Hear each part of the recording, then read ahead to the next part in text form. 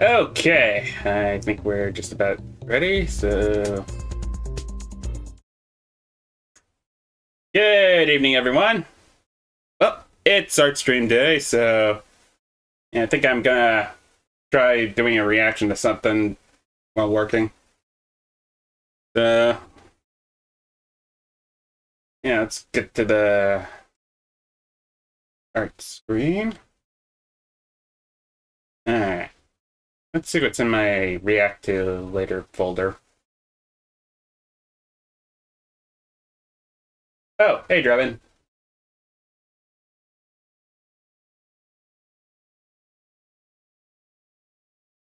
Oh, Rob's Media has a video on Deji that I've been meaning to watch, so... Yeah, let's see what his opinions are. Oh, hey, Willow.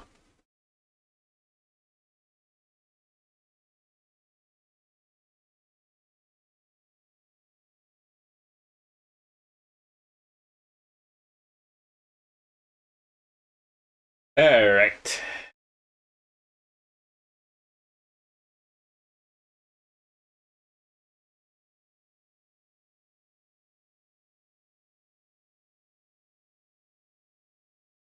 Oh, yeah, it's that dude.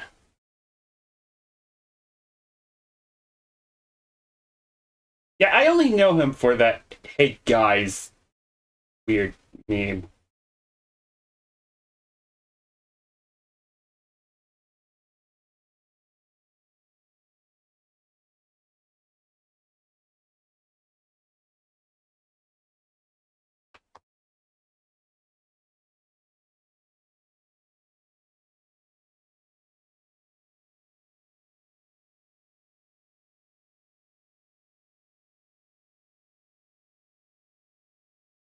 Oh, hey, Pony Pod.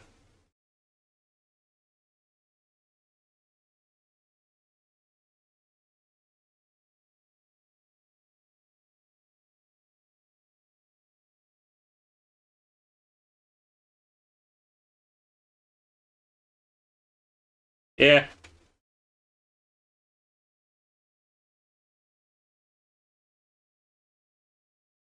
and basically working on a ref sheet that I'm trying to update.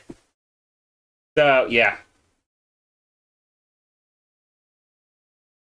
Well, there's definitely still time to do some updates. Heck, I've been updating for about a few months already. Then again, it was mainly because it was a slow month for commissions. And they picked up though, if only because I provided a discount recently. So yeah, I got probably be working on those next months.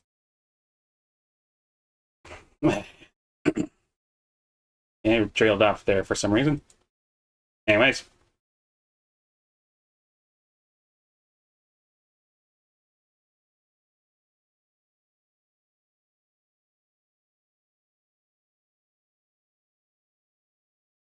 yeah,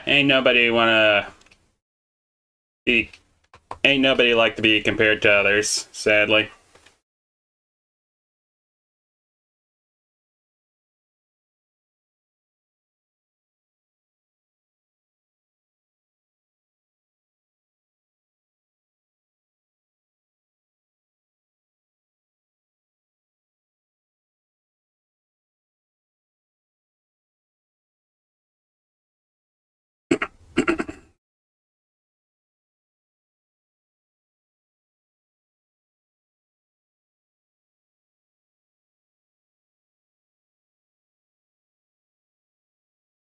Goody, sexual harassment.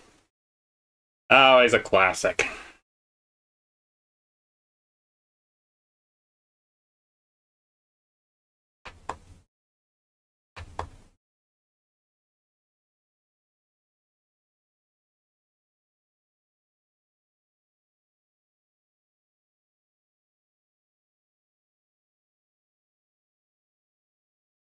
Oh god, I actually forgot about that.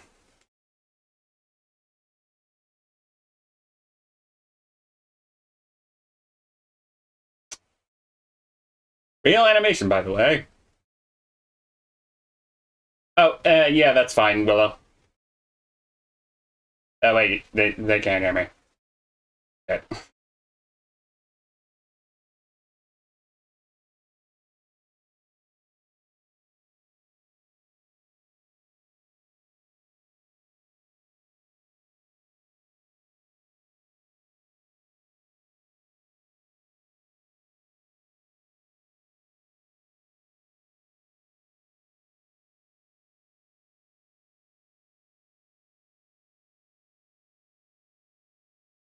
Mr. Gear, he is not.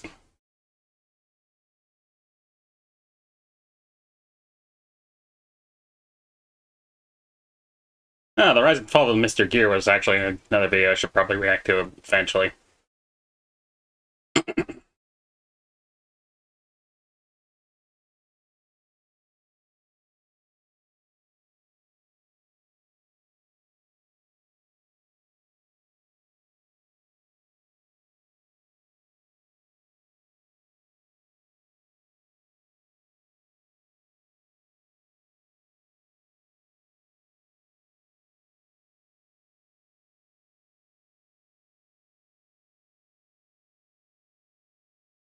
Yeah. Oops. Actually. Oh, yeah, I'll probably get to that later. But, yeah, back. Sadly, that Thousand Degree Knife was just doomed to fail, mainly because Mr. Gear fans tend to be the target audience who like to watch nameless people do arts and crafts. You know, those type of videos. In case you're curious, I tend to watch a lot of those wood turning stuff. That's a good, that's a good shit. Those videos tend to put out. Of course, this also became a target for content farmers, which kind of is why no one really remembers Mr. Gear nowadays. So that, yeah, that's why I'm his infamous that 5,000 degree knife video got memed. Also, damn, is this screenshot is completely cursed after God knows how long.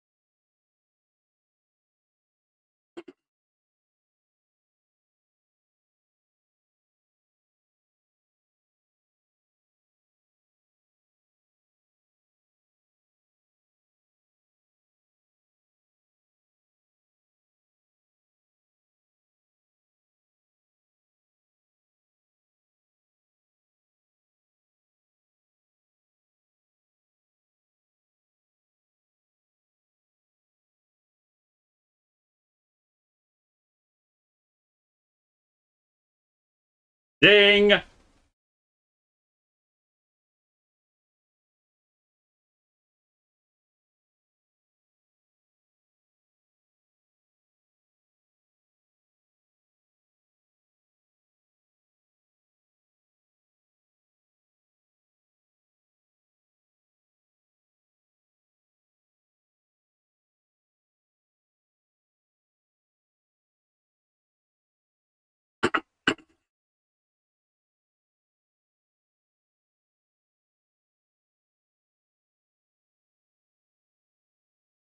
Oh, well, shock there.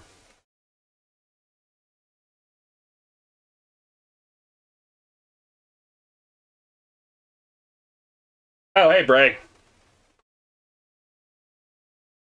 I wonder if he's doing a diss track on the Sidemen.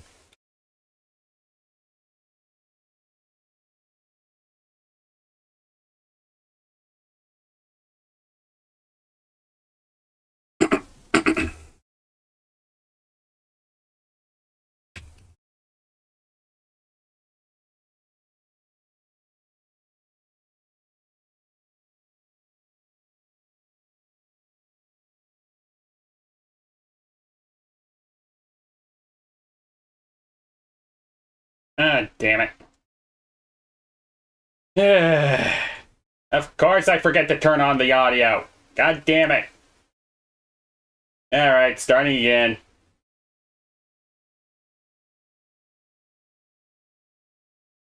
Okay, so yeah, I'm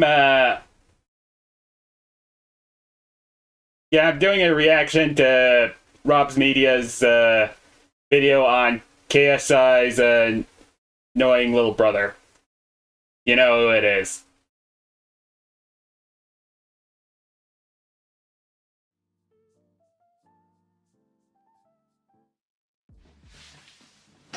Hey guys, it's Comedy Shorts Gamer here.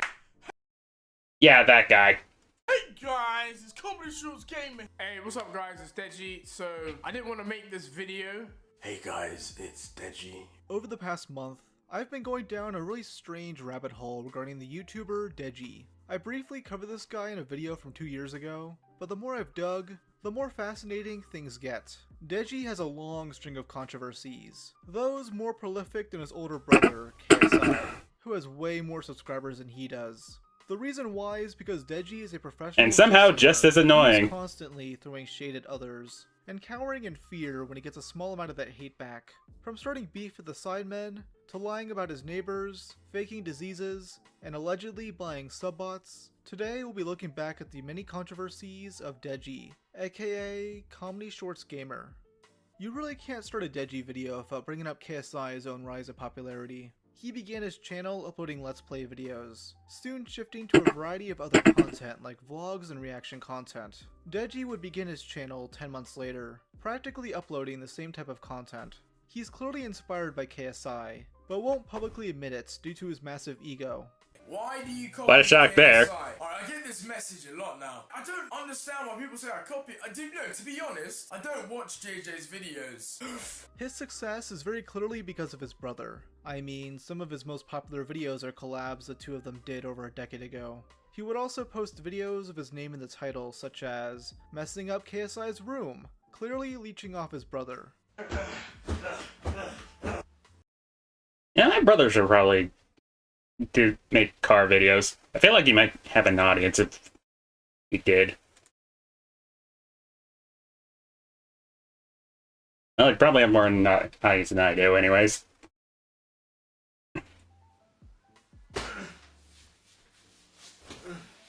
This guy's awesome. This guy's awesome, and this guy's a fat. Though it's easy to excuse how bad these videos are because he was 15 at the time. Except Yeah, for we were all when he shitty just teenagers looked at some point. zooming into a woman's ass. This is a yes. Oh, yippee, sexual harassment. That's is a no. The thing is with Deji is that he never really matured past the age of 15, explaining why he's always been the laughingstock of British YouTube. When you think of this guy, it's never, oh wow, he makes great content, I can understand why people watch him. Instead it's, isn't that the guy that animated himself raping a woman for his intro? Hey baby. Yes, really. It's Comedy Shorts Gamer.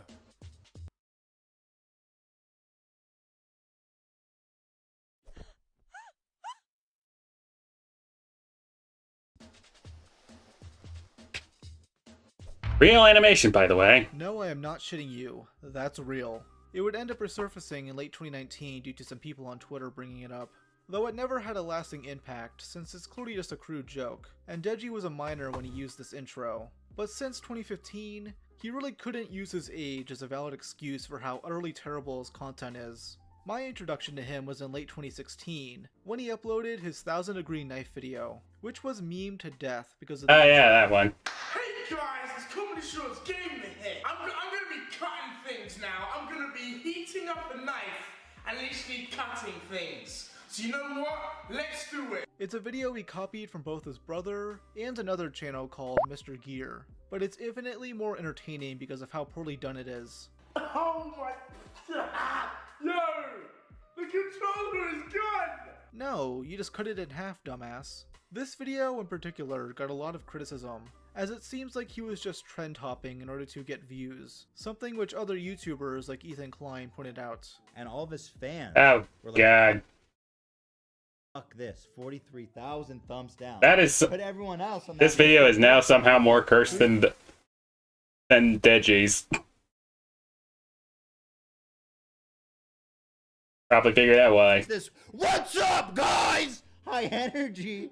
Hey guys! You know, charismatic guy, right? Who can also cut. So he's got charisma and cutting power. Everyone's on the train. In September 2016, Deji would get into a deadly car accident, which completely totaled his Audi TT. Deji had to get 9 stitches on his arm, with his friend Steven luckily avoiding any major injuries. Though Deji is clearly at fault here, as the guy is as shitty at driving as he is making videos. So we came off a bend.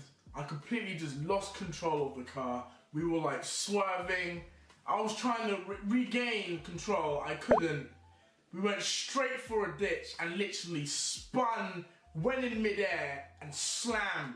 We were upside down. Literally, we're so lucky to be alive and just have like minor.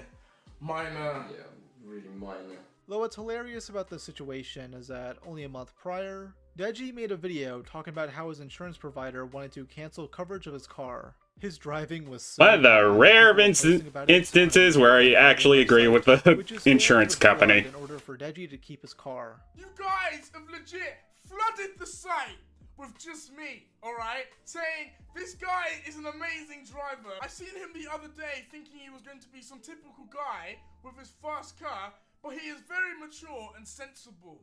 Don't listen to the assholes trying to get his Lamborghini taken away from him. I mean, legit, you guys have flooded this site. This Boss CSG is my number plate. Dude, we were so close to getting this guy taken off the road. I think we finally found Extra Emily competition as the internet's worst driver. The first big drama Deji got himself involved with was in mid-2017, though his involvement was only due to KSI, as you'd expect. On August 6, KSI made a video announcing his resignation from the Sidemen. The Sidemen are a collective of content creators, sort of like OTK if they were British instead of abusers. I'm honestly not sure which is worse. Dang, zing, too early. Had beef with Bazinga from the Sidemen, with the two dropping diss tracks on each other to stir drama. In reality, the whole thing was an orchestrated plan to stir up publicity, and KSI never actually left the Sidemen, though I guess Deji never really got the memo, as he decided to beef with the group, first going Big after shock Sidemen, there. aka Miniminter. He first made a video asking his audience if he should either join Team 10 or the Sidemen, to which Simon replied, "Join Team 10, we don't want you, Deji." Deji got pissed, taking this obvious joke reply way too seriously. This Twitter spat would last all day, leading Deji to make this announcement on YouTube. I'm doing a diss track on the Sidemen. I've already done another diss track, but I'm putting that aside. This time, I'm doing a diss track on the Sidemen. Straight up. I wonder if he's doing a diss track. A banger.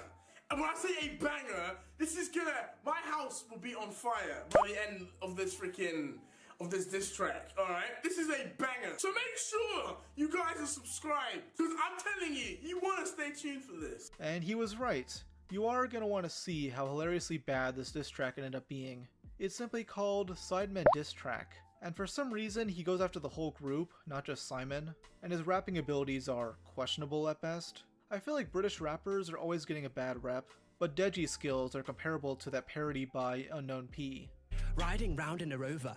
If I see ops and it's over, I'll send man straight to Jehovah when I take shots like M. Sharapova. But I'll let you judge for yourself. Fuck the Sidemen, I can't stand them. Literally a bitch made group, I don't rate them. I'm not going to play any more clips from this song due to potential copyrights, but I'll highlight some of the lyrics. Also, it's cringe, but yeah, the copyright. A wannabe Nick Crompton.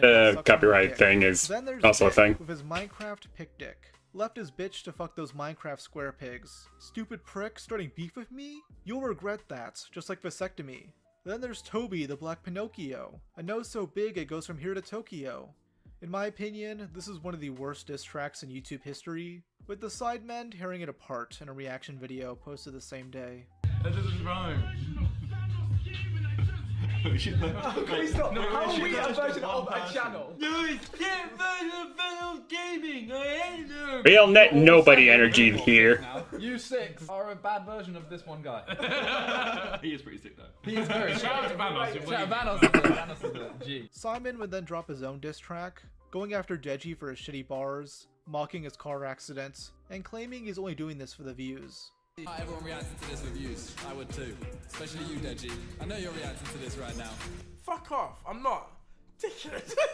Deji would then release a diss track on Just Simon this time, where he brings up rumors related to the guy wasting money on drugs. He'd obviously respond to this, claiming it's a fucking lie. I mean, if anyone here was on drugs, I think it'd be Deji. The guy sounds like a meth head. Using that YouTube money for drugs? How the fuck do you keep all your son? Okay, I'm sorry. I'm sorting this first. How the fuck are you gonna say that I spend YouTube money on drugs? If anyone knows me, okay, I am anti-drugs. You know, I like the odd cow pull and that. Can you even buy drugs with YouTube money? Delicious at medicine. Although I haven't had it since I was like 2. Now I actually look like a druggie. That was really weird. I'm gonna stop this. Deji has clearly watched JJ and Harry's and gone, what was the most hard-hitting line? Drugs. I'm gonna go with that. Simon's a druggie. Bro, I don't touch drugs. I'm disappointed in you. Especially as you started with, You fabricate lies to seem sick. fabricate lies to seem sick. Alright, carry on. Deji's excuse was that he was also targeting Harry in this song, another member of the Sidemen who KSI accused of being a druggie, though there's no indication that the song was about Harry, as it was supposed to be a diss track against Simon and Simon alone. A lot of people don't understand. Like, this is like targeted at 2 people. Yeah, but none of them took drugs for the charity match. Apparently. Some other people did, but I'm not gonna say who. But someone said that. Well, my tip off. Someone told me that Harry was trying to get drugs at charity. This video he did of KSI is just awesome, because you can see this guy's visible disappointment with how bad his brother is at rapping.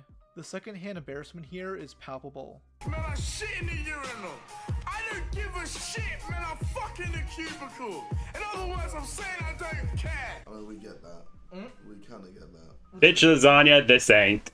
Yeah. I don't give a shit. Deji would then shift his focus to Vic, aka Vicstar123, as he made his own diss track response called The End. The song itself is utter dog shit, though it's still enough to trigger Deji, who begins crashing out midway through watching it. I ride electric while you ride into a ditch in your diss track. All you talk about is dick. I don't understand. Why do they all have to bring up my car accident? That's not funny, you fucking prick. It's not even a diss. Of course Simon's there. Like I said, I found it hilarious. I like his face. It's annoying now. Seeing this guy's face is just annoying me now. He is like a one. Is that one that you can't get rid of? The tension between these guys never truly died down, though it's an incredibly one-sided beef on Deji's end. The drama would relitigate in November 2018, as another member of the Sidemen named Randolph would make the following joke during a Family Feud-style game show. Name a dead YouTube channel. Deji. Oh, wow, that's family. That's family, bro. That's family. Nah, we just wish he was dead. I think that's too much of an instinct. You mean, what can you define dead? Dead as in not doing well on YouTube. Deji's doing well, man. Our survey says... Very obviously a tame joke, but Deji didn't take it well. I find this so funny, honestly. I find this is hilarious that, you know, Randolph said this. But the reason I find it funny is because, Randolph, you are the Sidemen as well as JJ's bitch. You are literally their bitch. You're JJ's cameraman. He pays your salary. I mean, you spend more time with JJ than you do your own wife. You spend more time in the Sidemen house than you do in your own house, which is mad. That's all I'm saying. I don't want to say any more than that. But you are no place to talk. In the sense that you are literally everyone's bitch. You come up to me being all nice and shit, and then you say shit like that behind my back in a video publicly. That's not cool. You don't treat family bad, alright? I used to see you as like, you know, one of us. Like family. Clearly not. You don't treat family like that. Deji then explained Exactly like his brother, surprisingly. because he changed his YouTube name from Comedy Shorts Gamer to Deji, not because his videos suck. Like, come on, man, what kind of thumbnail is this? Deji and Randolph would then exchange diss tracks, with one titled Ran being of particular interest. In it, he compares the guy to Anne Frank, and then claims that KSI paid for Randolph's wedding, showing his bank info that he could have only gotten from their parents. All the years you've been begging, probably changed his bedding, but the one thing you ain't been spreading is that JJ paid for your wedding. Whoa. Wait, that's out of order. Nah. Don't get me involved with this shit, fam. I'm just watching. That's on my parents, man. Mom, dad, I'm disappointed. I'm actually disappointed that you actually let him into my account accounts and post it publicly. Like, what the fuck? That's actually pissed me off. Why are you getting me involved with this, man? Mate, I didn't even pay for his wedding. That was a gift. I don't pay for his own wedding. This began a battle between brothers, with Deji firing back by claiming KSI got a girl pregnant. He'd put this allegation front and center when he flew to the United States to film a diss track, featuring some of KSI's biggest enemies, Jallo, Dax, and Crypt. But I'm here on my grind while you're just killing babies. And how can you attack a man when you fucked a girl in a caravan? During this trip, Deji would also go on Impulsive, Logan Paul's podcast, claiming that his anger towards his brother is due to his indecisiveness. KSI always chooses his friends over Deji, with this Randolph beef being his final straw. You are so dramatic, it pisses me off. You insecure fucking prick. I honestly can't stand you. It's like your brain doesn't fucking work. You idiot. I don't remember being this hostile with my own brother. I don't know what's wrong with you. But your ego is pissing me off. You think you're the shit. You think you're so high and mighty. You're literally comparing yourself to a god, whereas you're far from it. If you were a god, you wouldn't treat family like shit. KSI would end up blocking Deji and his parents across multiple social media platforms, so he decided to smear KSI as a manipulative fuck. KSI had no choice but to publicly respond, debunking many of the narratives Deji had been spreading, like revealing the actual reason he blocked him. Okay, now Dej, I blocked you is because you mentioned that I was hiding my girlfriend, and you said, yes, it's actually true that I'm hiding my girlfriend. That was number one. You released my bank statement for the public to see, which was also out of order, Dej. Come on, okay? And thirdly, you said I got girls pregnant, okay? So this is all what you said publicly. So you made my private information public, Dej. And I told you time and time again not to do so, and you still did it. I got angry and blocked you. It's as simple as that. So don't tweet out saying family always has your back when you don't have my back. I just wished you called me, man. I just wished you called me, like, properly, not call me, have a 1 minute rant and then hang up. This whole thing, it just doesn't need to be public. Though despite KSI trying to end their beef, things only got worse from here.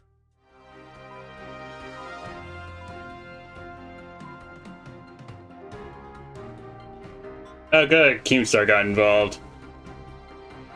What is up, Trouble Alert Nation? I'm your host, Killer Keemstar. Let's get right into the news. KSI and Deji got into a big fight. 'Twas the day of Christmas when all through the mansion, not a creature was stirring except for Deji breakdancing. Then KSI arrived to make up with his family, but instead of a hug, all he got was calamity. Deji threatened to call the cops, so KSI aborted. But luckily for us all, the encounter was recorded. JJ, if you don't leave my house, I will call the police. You came here to talk, I'm pissed. Go away. Leave my house. Shut the fuck up. Alright, cool. You came on the turn. You need to remember. Yeah, but this is my house. KSI would leave, and the two began arguing back and forth on Twitter.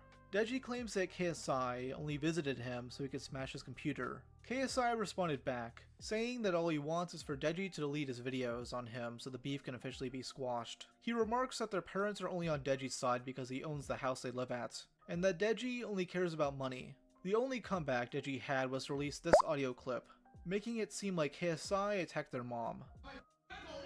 I mean, he does run Drama Alert, so...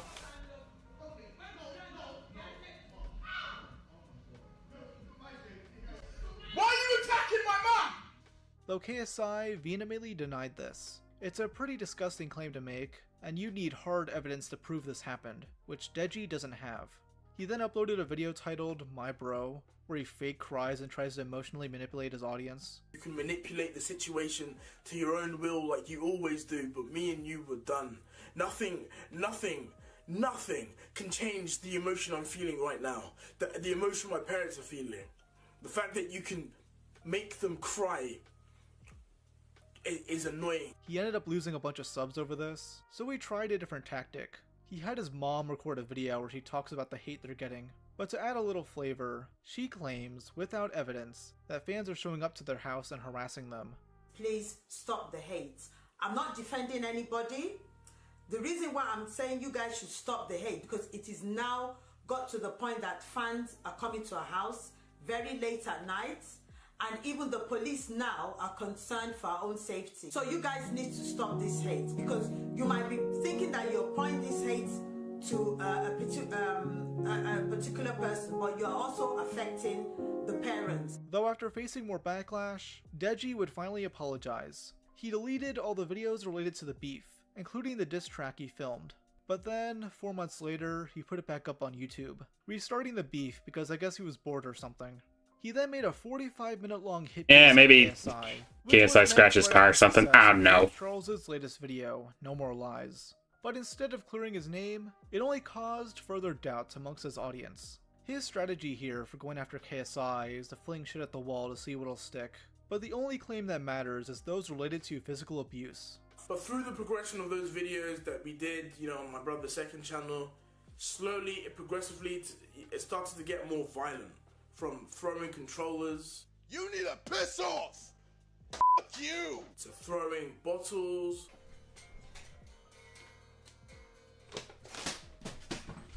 Belts. Oh, what's your problem? Dude, what? Yeah, you can't belt me. Give me my belt. Give me my belt. I'm not belting. I just want to put on my belt. You can't put on your I belt. just want my belt because my trousers are falling. Give me my belt.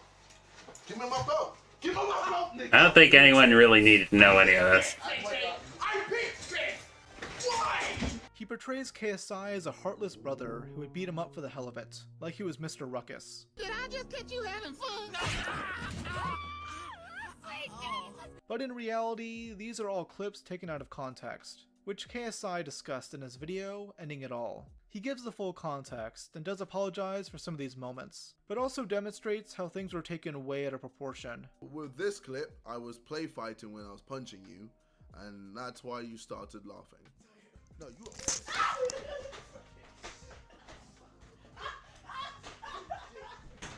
What the hell was that? What the hell was that? So with this clip, when I threw the controller, I never actually hit you. However, the intent was still there, so I'm sorry for that. You need to piss off!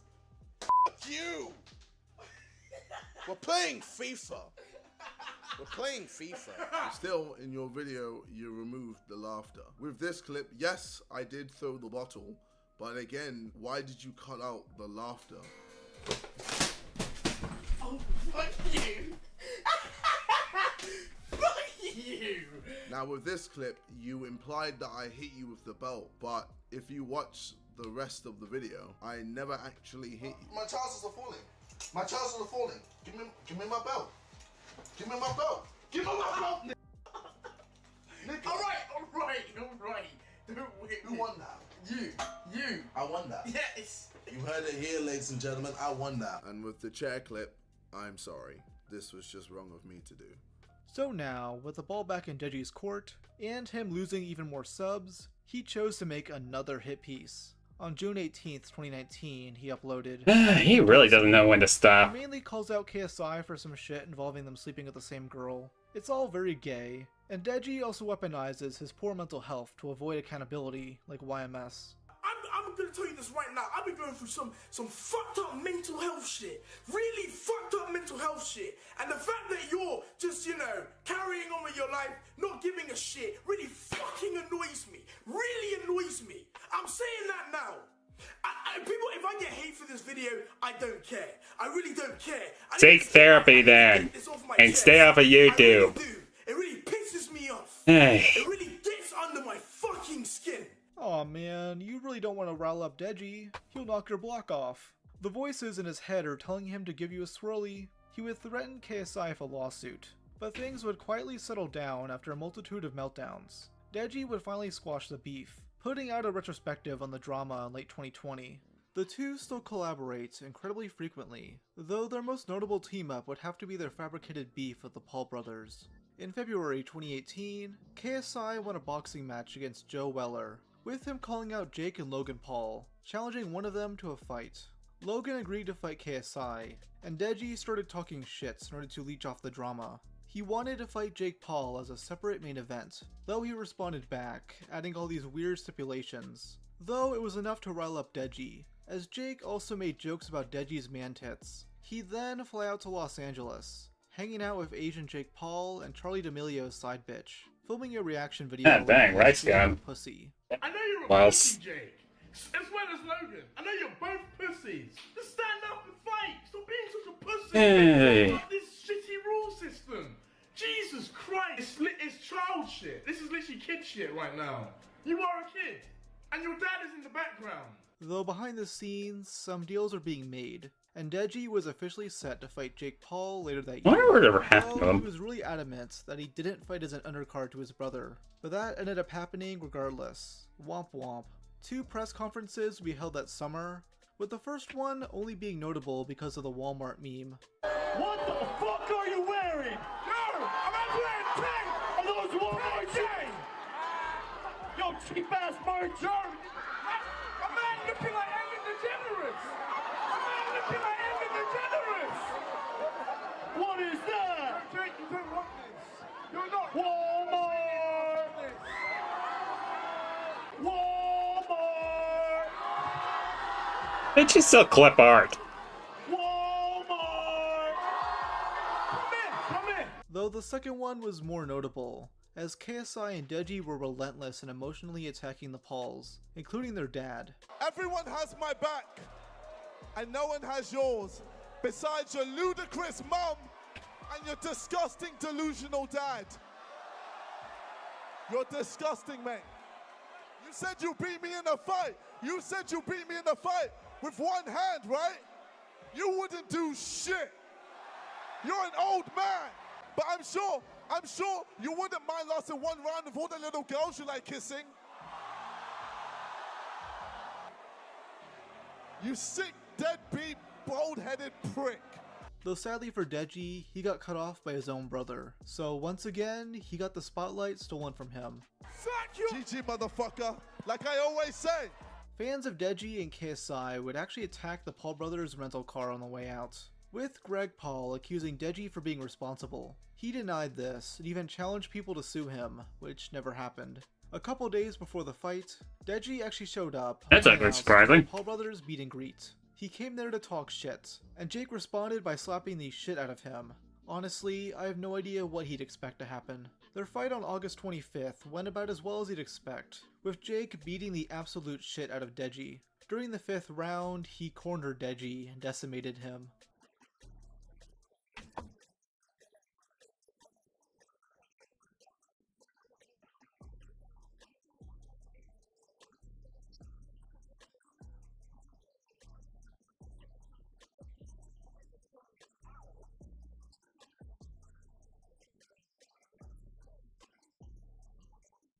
Though despite losing, many praised Deji's performance, as he actually managed to give Jake a bloody nose. To my surprise, this wasn't that is the impressive boxing for fight Deji was a Deji. part of. In fact, he was on multiple. In June 2021, he'd fight a TikToker named Vinny Hacker, who won by total knockout in the 3rd round. This was for Austin McBroom's YouTubers vs TikTokers event, which was hosted by Keemstar and FuziTube. Fuzi had been beefing with Deji for some time, as during the KSI feud, he called him the biggest bitch on YouTube. He'd confront Deji backstage during a press conference, challenging him to a fight. I've lost respect for you, my guy. Really? Honestly. Why is that? I would love to talk to you about it man to man, like honestly, even in private. I'm good. I've known you for years, Deji. We've been cool. Like we've even before Yeah, we this. were cool. We were cool. I actually heard the shit you said on stage. Yeah, and in my video, I don't know if you watched my video, I talked about how I started off by saying, I respect you, Deji. That was the first thing I said. Respect me. If you respected me, you wouldn't have said that. But the stuff you said, I know you don't respect me at all, but I'm still telling you I do respect pissed you. me off. What do you mean? They'd end up fighting a year later, with Deji managing to actually beat him. Though to be fair, Fuzi struggles battling the demons in his own head. Later that year, Deji fought the YouTuber Alex Wasabi, though the only notable part was a fan jumping into the ring.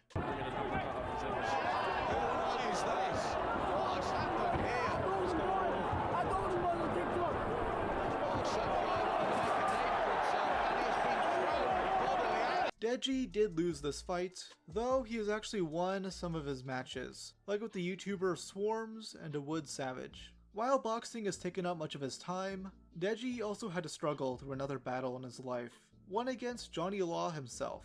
In September 2018, he uploaded a video titled, "The Police Stole My Dog," where he explains that his young German Shepherd puppy named Tank was seized by authorities. It was reported that the dog responded aggressively to a neighbor who stopped by Deji's house to pick up a package, with him claiming that she was responsible for the attack. Okay, they come round to our house. They get a parcel. So Tank runs out, you know, because he's a dog. He's 1 year old. Remember, he's still a puppy. He's 1 year old. He runs out to my neighbor. My neighbor reacted by doing this and hitting Tank on the head. The parcel was hard. Hits Tank on the head. So she hit my dog like 3-4 times. Tank got a bruise. He got bruised on the nose. Oh, bless Tank, man. When we took him aside and everything, he didn't even know what was going on. He was shaking. I've never seen him. He was shaking. He was so scared because even he realized something was going on. Deji claims to have CCTV footage of this incident, yet he never shows it in this video. And the reason why is because it looks really bad for Deji's case. In it, the neighbor is trying to exit their property as Tank gets loose from the house. Out of fear, she hits him, and in response, he bites her leg twice. Here's her injuries. Skip ahead 10 seconds if you don't want to see it. The puncture wounds were so bad that she had to go to the hospital twice, as they became swollen and infected. After the initial incident, it was also reported that her son-in-law was also bitten, though he sustained no injuries, and no footage of this was recorded. The investigation lasted over a year, as Deji did nothing but stall police efforts. He'd start relentlessly attacking his neighbors in his videos, calling them idiots and trying to downplay what happened. Pardon my French or Italian or whatever, I saw the bitch driving and she was fine. She was fine. She went home the same day from going to the hospital. Look, I'm a pet owner and everything, but yeah, the neighbors have a point. As dickish as it sounds. If a dog is basically attacking people, I'm afraid it's on the owner to not. It's on the owner for what happens to the dog after that.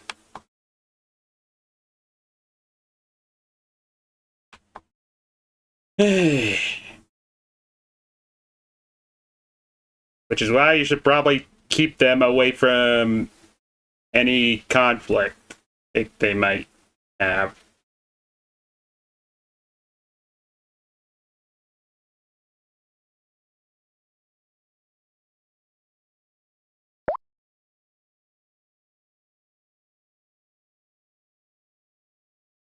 And believe me, it sucks, but you always have to take that into consideration.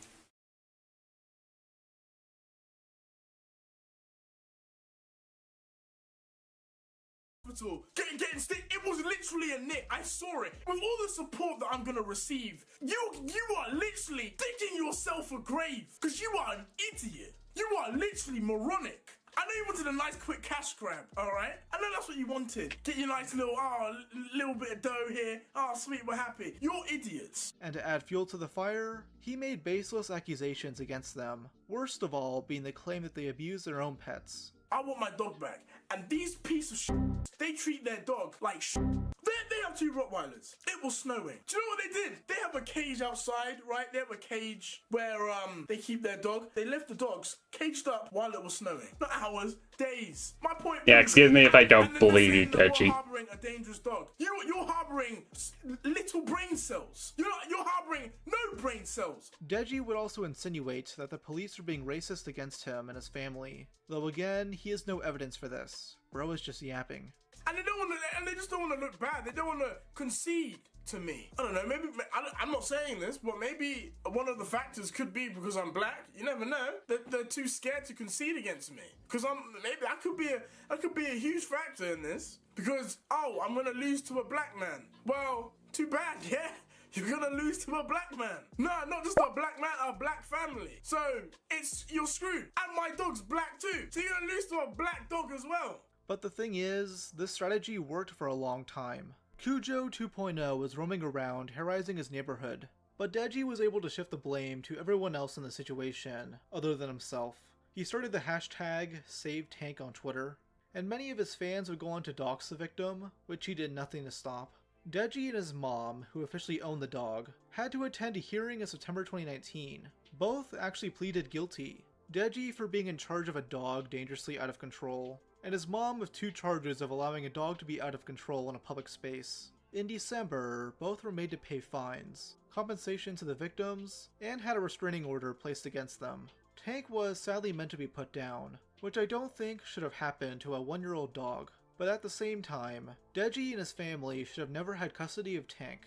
Though Deji, like I said, it's a making more videos on tragic situation. Public support. He claims he only pleaded guilty, But the owner has to take responsibility for that. The reasoning for me pleading guilty is because we were fighting for so long and we weren't getting anywhere. So I wanted closure, and I just wanted Tank back, and that's why I pled guilty. I just wanted Tank back. I wanted Tank back. Obviously, you know, I like fighting. I love fighting. But I just put my head down and said, you know what? What's best for Tank? And apparently what's best for Tank is getting the old Yeller treatment. Thanks, Deji. He did try to appeal, but nothing ever came from this. Since he couldn't blame himself for that, he instead blamed his lawyer and the legal system as a whole, claiming it's racist against him. I don't want to say racism, but it kind of feels that way. Honestly, I've never been the one to really say the race card in situations like this, but yes, it honestly do. Feels that way. It honestly feels like we never had a chance due to the color of our skin. And that sucks because it's been like that for a very long time, like for black people. Whereas as soon as they see the color of your skin, you don't have a chance. If it's like an interview for work or anything, you don't have a chance. Guys, I know my dog almost ripped a woman's leg off, but I'm the real victim here. I'm black, and there's this thing called racism. That means I can't do anything wrong, ever. Remember segregation? That's basically what happened to my dog.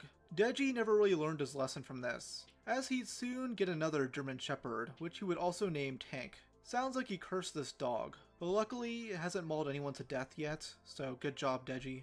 A couple of weeks after the lockdown started in 2020, Deji made a really shocking video titled, "I think I have COVID-19? Sounds pretty scary." But Deji is really brave, so he got in front of the camera to tell us what he's thinking. Hey guys, it's Deji. I'm making this video not to alarm you or worry. Oh, he's a COVID I'm not sure alarmist now. if I have COVID-19. Get big. So my mom, It gets more and more likable every fucking video.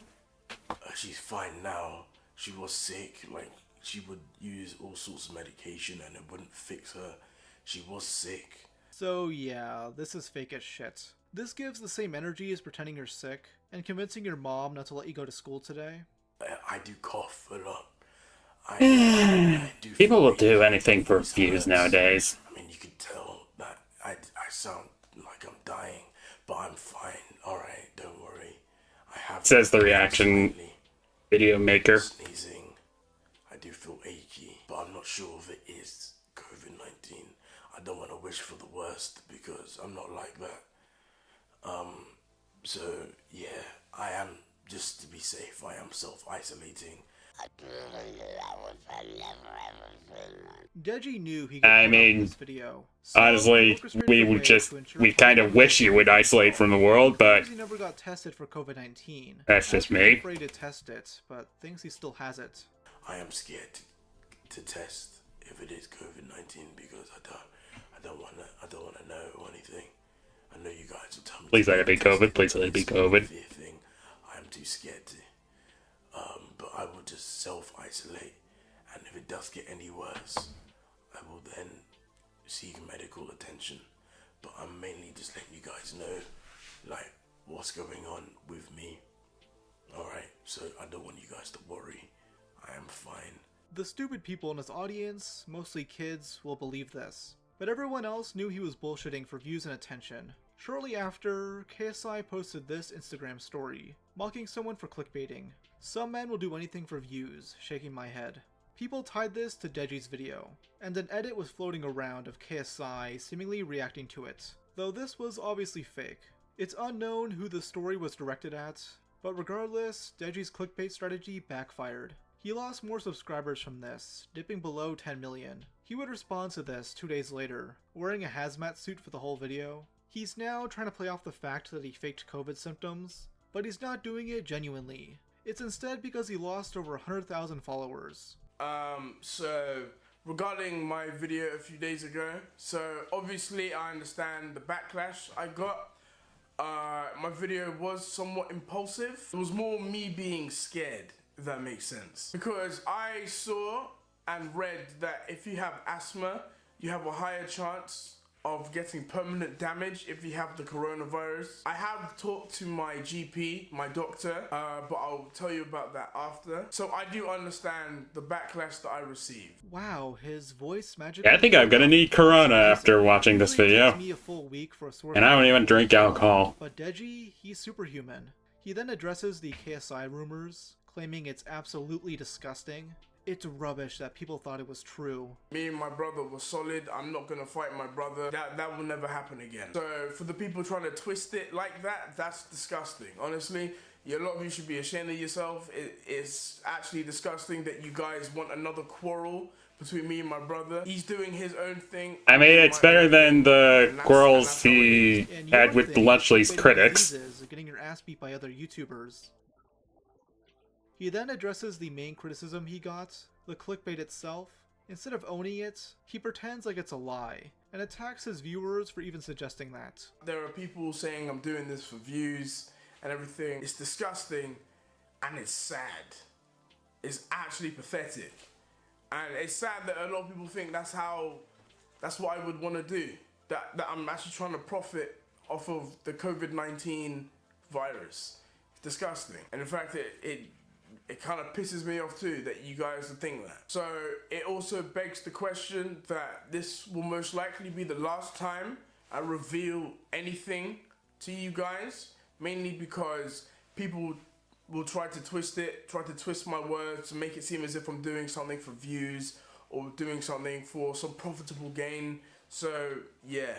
So essentially a boy who cried wolf situation. When Deji eventually gets AIDS from sucking his brother's cock, nobody is gonna believe him. At the end of the video, he claims he has a greater risk of getting COVID due to his asthma. I believe this, as Deji has the vibe of someone who constantly needs an inhaler. He had been dropping in subscribers way before this, but it was never this bad. But things only got worse when a botting website called Freeway Social made allegations towards Deji. On May 17th, 2020, they dropped a video showing evidence that he used their service to buy followers, hoping it would help him reach 10 million subs again. But when the COVID video dropped and he lost more followers, he apparently thought it was the sub bots being deactivated, and not his actual followers deciding to leave. Freeway chose to expose Jesus this, Christ, what a Deji dumbass. managed to get a free refund, completely fucking them over. Deji started losing YouTube subscribers right after reaching the 10 million mark, and he thought that these were freewaysocial.com subscribers that dropped, and he opened a dispute on PayPal and got the most of his money back. I have explained to him that these were his own subscribers that dropped, but he was still not convinced, and PayPal refunded his money back. And that's why I'm creating this video, because he still owes me money. Now this company could have been lying. I mean, maybe they fabricated all this evidence for some sort of ulterior motive. But then Deji dropped one of the worst response videos of all time, which made almost everyone believe he was guilty of subbotting. His main argument is that the IP address and email shown in the Freeway Social video weren't his, showing an IP tracer that goes to a different town. Okay, it's not my IP address, and I'll show you proof. So this is the IP address that was in his video. As you can see, this IP address goes to a place called Harrogate. Where the fuck is Harrogate? I've never heard of that place.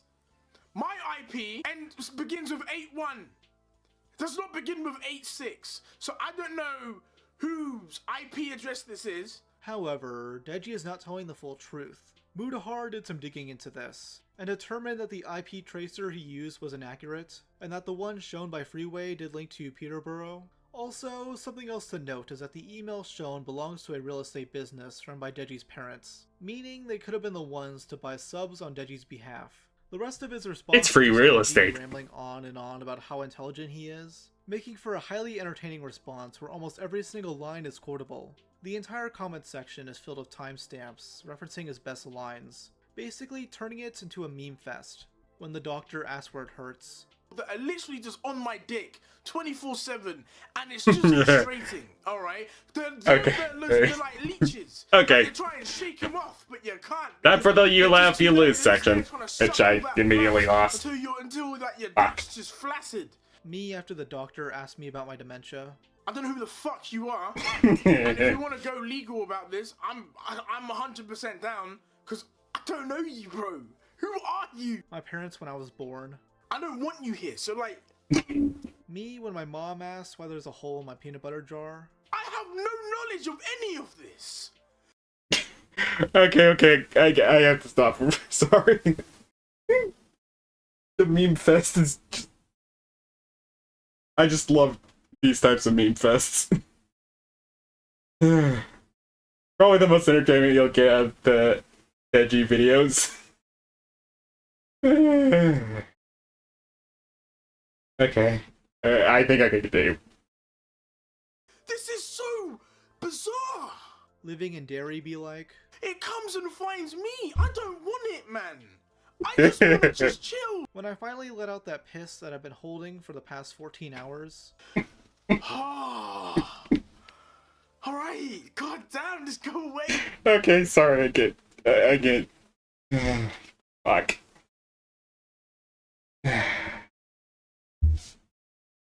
Jesus Christ, this is hilarious as shit. I wonder if I can find some of these in the shorts.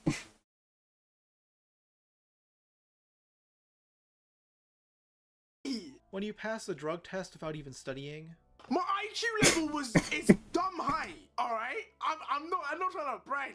My IQ level's 189. That is a very high IQ, okay?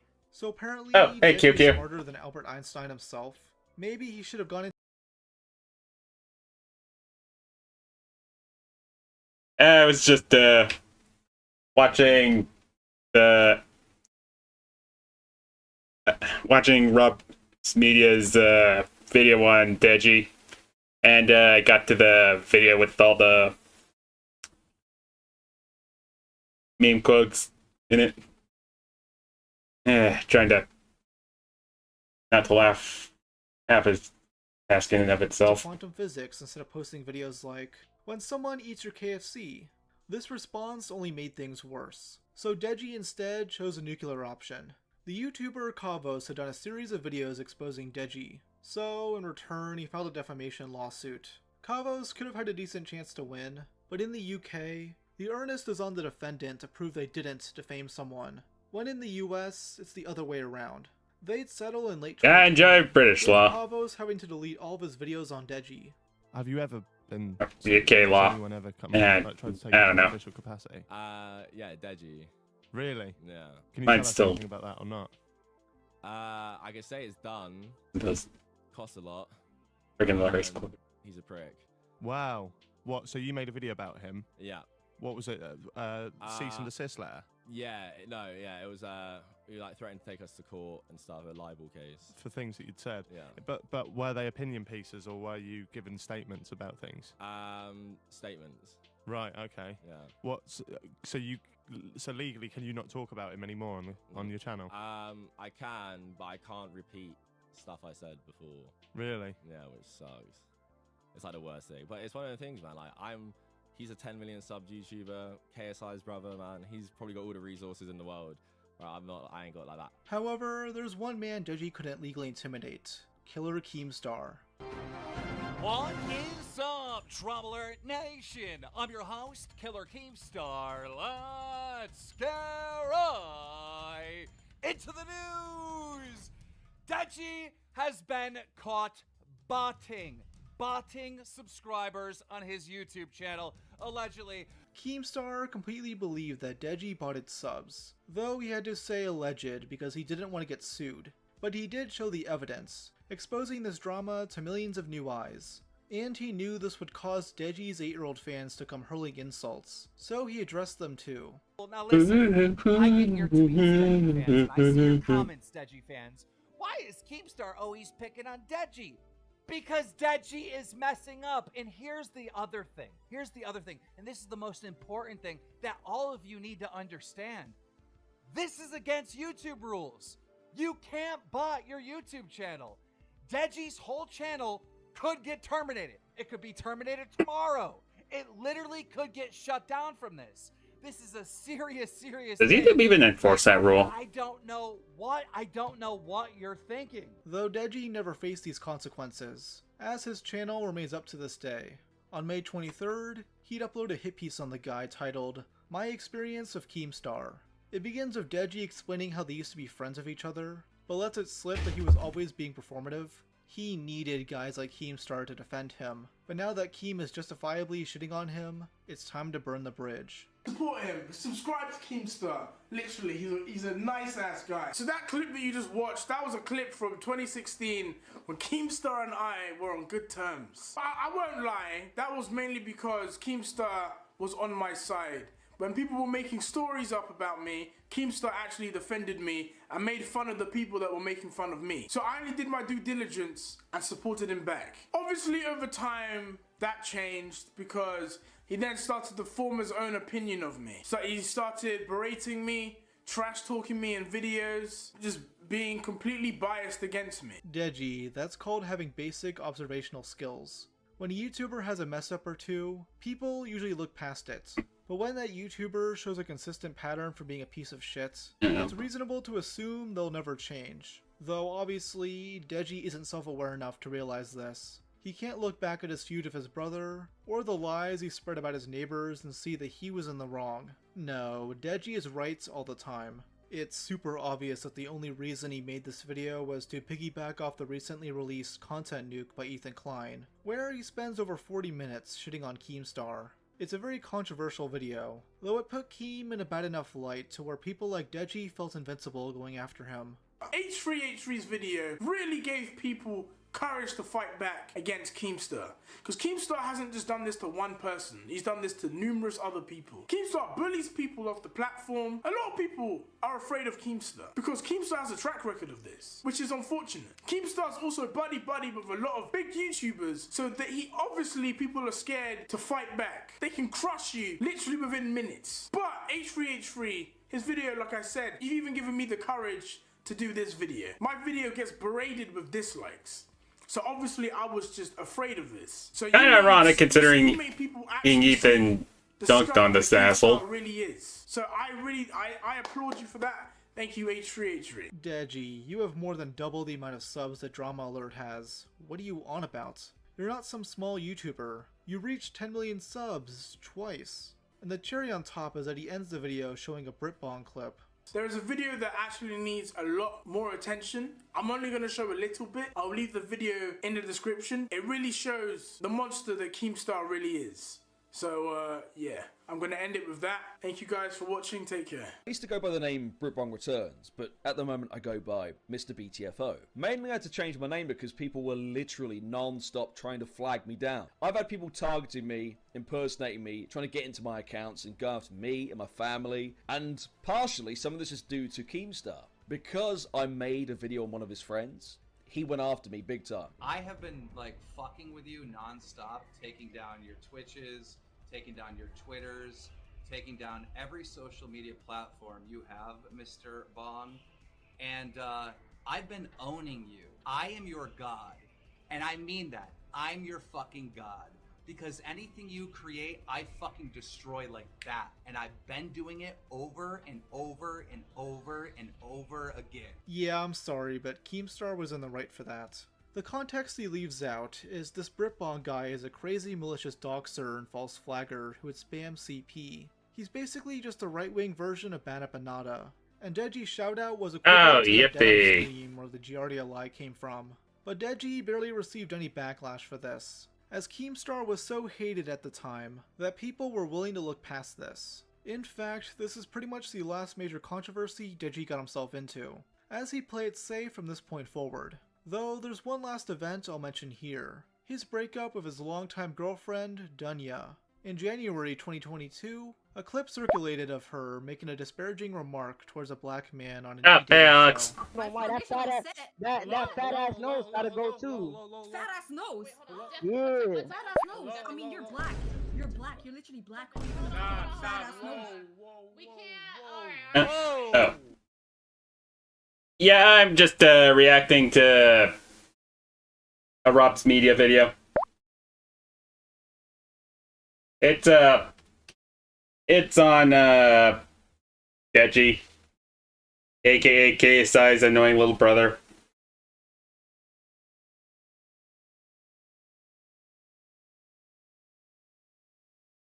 We gotta chill because we can't. The chat's getting way too toxic, and like we can't be talking about. Deji would issue a short 2-minute response, claiming he broke up with her the month prior, which I don't entirely believe. I mean, his main motivation here was to clear his reputation. And from that, I can see that she's being labeled as Deji's girlfriend. And I just wanted to bring awareness to the fact that Dunya and I, we were not together. In fact, we broke up early December, but it was a mutual thing. Like, there was no toxicity. We both understood that I want to focus on my career. I want to focus on boxing. It's my main focus, and I don't have the time for her, really. Deji then says he doesn't think she's racist, and was instead being performatively edgy in order to entertain people. I don't think she's racist. I think she was just extremely out of order. What she said was really bad. It was hard to watch, really. Very hard to watch. After what she said, I mean, the damage has been done. I know she probably didn't mean it in the way she said it, but that's how it's been perceived, and yeah, it's happened. Can you say happy birthday to my friend Nick?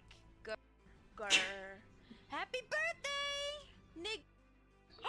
Dunya would end up making a response video, though it's partially lost as she later delete all of her socials, including her YouTube channel. Though we do have clips from her apology video, as the YouTuber... Geez, so many YouTubers crossing bridges these days.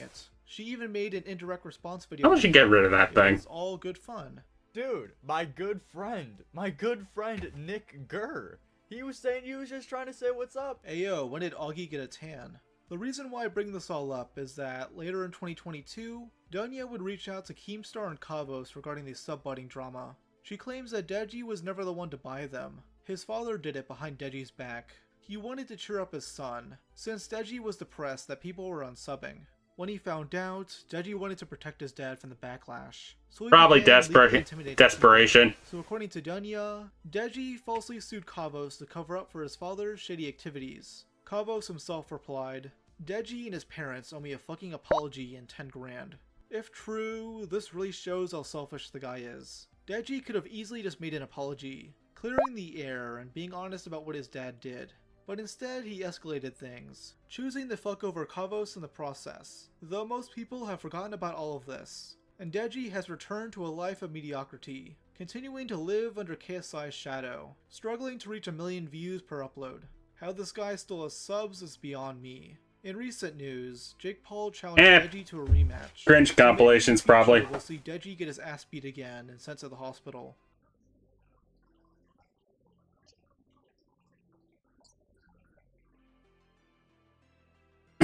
So yeah, that was Rob's video on KSI's annoying little brother.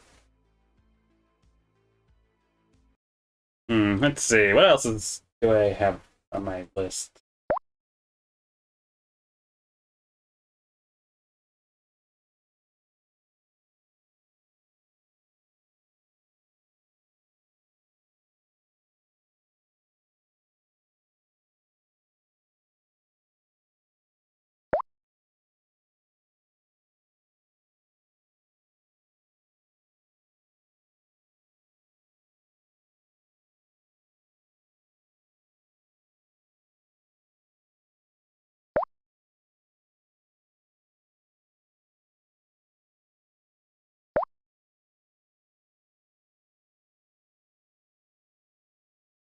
Yeah, ready.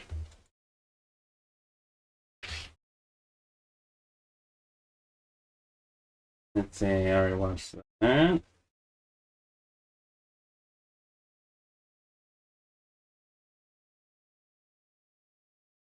Oh yeah, Defunctland has a video. Probably go ahead and see what that's all about.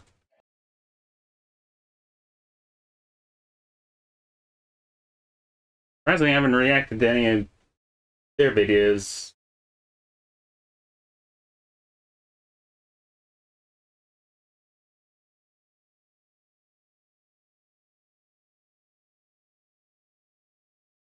Alright. So, yeah, next is Defunctland's video on the abandoning of Celebration City. Never heard of it, but hey, it's Defunctland, and I'm sure it's going to be entertaining to listen to.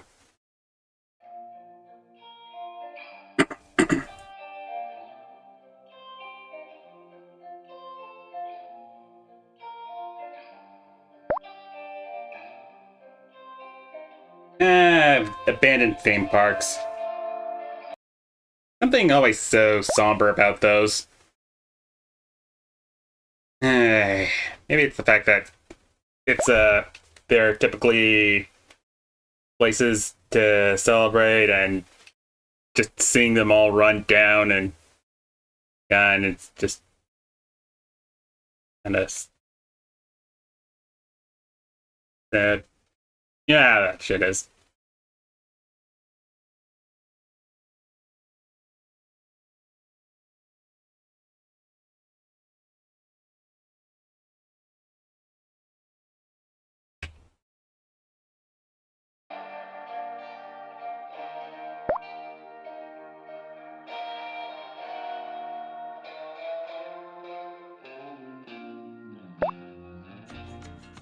In December of 1991, the television news program 60 Minutes aired a story named The Sound of Music, which highlighted the unexpected tourism boom that was occurring in Branson, Missouri. The small resort town in the Ozark Mountains was experiencing a rise in popularity, thanks to a thriving country music scene. Some of the genre's biggest stars, such as Loretta Lynn, Mel Tillis, Roy Clark, and Waylon Jennings, had taken up residency in Branson, with many acts even building their own theaters. The 60 Minutes report dubbed it the live country music capital of the universe, while others referred to it as the Las Vegas of the Midwest, the Christian Las Vegas, a very specific name. Hillbilly Heaven. It's Hillbilly Heaven without the halos and wings. I heard a number. Or the square dancing, if that's pretty close. But you have to its own is to believe. sign autographs. The small town's ascent into a top tourist destination was certainly surprising. The 60 Minutes report went as far as to say that, quote, no one knows why Branson became such an entertainment hotspot. While the heights of Branson's success might have been unforeseen by many, it was not entirely random either. The seeds to Branson's boom had been planted nearly a century prior. In 1907, author Harold Bell Wright penned the novel The Shepherd of the Hills, which was set in the fictional Ozark mountain town of Mutton Hollow and partially based on Wright's trips to Branson. The book became one of the best-selling novels in American history up to that point, and naturally, many readers were compelled to visit the book's setting. The environment and culture detailed in Wright's novel was the main draw of Branson in the early 20th century. The area already featured a few attractions, most notably Marble Cave, one of the largest caves in Missouri. Marble Cave would eventually be renamed to Marvel Cave. And in 1950, Chicago vacuum cleaner salesman Hugo Hershend purchased a 99-year lease to the cave and planned to develop it in order to make it easier to tour. Hugo would pass just 5 years into the 99-year lease, leaving the remaining 94 years to his wife and sons. The Hershend family continued to make improvements inside the cave and soon outside of it, with the construction of several shops and eateries on the land directly outside of the cave's entrance. These facilities were themed to appear as a 19th century mining town, a reference to the actual mining town that had once existed. Oh, definitely looks nice enough. But had been burned down by a group of local vigilantes known as the Bald Knobbers. The new themed area would be named Silver Dollar City, which officially opened on May 1st, 1960. At the same time that Marvel Cave and Silver Dollar City were forming, Branson's music scene was being established. The neighboring Springfield, Missouri became the filming location for the Ozark Jubilee, a national television program featuring country music.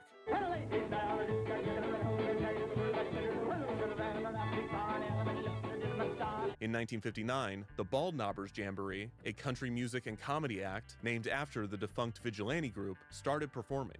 This has been cited as Branson's first regular show, and more acts followed shortly after. Silver Dollar City continued to expand as more entertainment was established, which in turn encouraged the creation of other attractions. In 1970, the Mutton Hollow Arts and Crafts Village opened, owned by local entrepreneurs G.E. and Amanda Cushman. Named after the fictional town from the Shepherd of the Hills novel, Mutton Hollow featured several traditional Ozarks vendors selling goods to visitors, which enthralled tourists throughout the 1970s.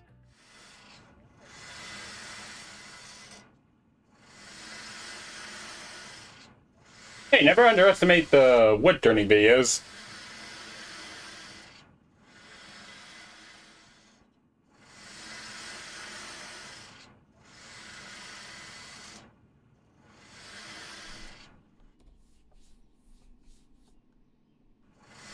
In 1983, the first celebrity entertainment venue was built in Branson with the opening of the appropriately named Roy Clark Celebrity Theater. Other country music artists followed suit, and by 1991, Branson was in the midst of a celebrity boom. The once quiet Ozark town now boasted 22 theaters and was bringing in a reported $1 billion in annual revenue. The 1991 60 Minutes report effectively showcased the scale of Branson's entertainment operations to a nationwide audience, while also revealing its target demographic. Throughout most of Branson's near century as an entertainment destination, it had attracted family audiences, often Midwest families seeking a geographically convenient and less risque entertainment destination than that of Las Vegas. It was often said that the 3 F's of Branson were faith, family, and flag.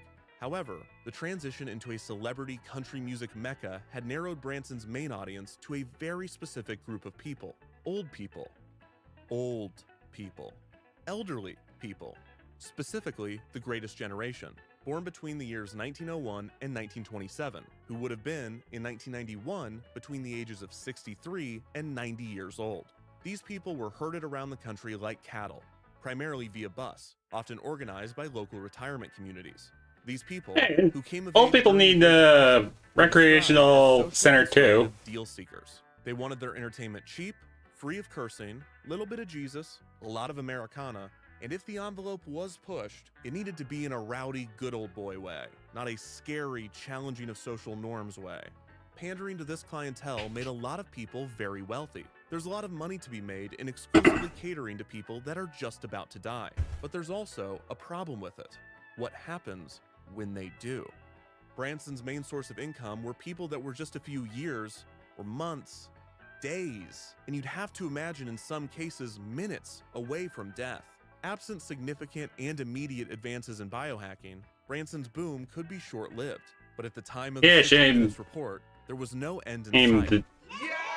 They didn't have access to Eidolons. The segment proof of Branson's growing influence, but many credit the 60-minute special itself to driving Branson's attendance in the ensuing years even higher. This surge in visitors encouraged several of Branson's longtime entertainment purveyors to alter their strategies in the hopes of pulling in more of the tourism traffic.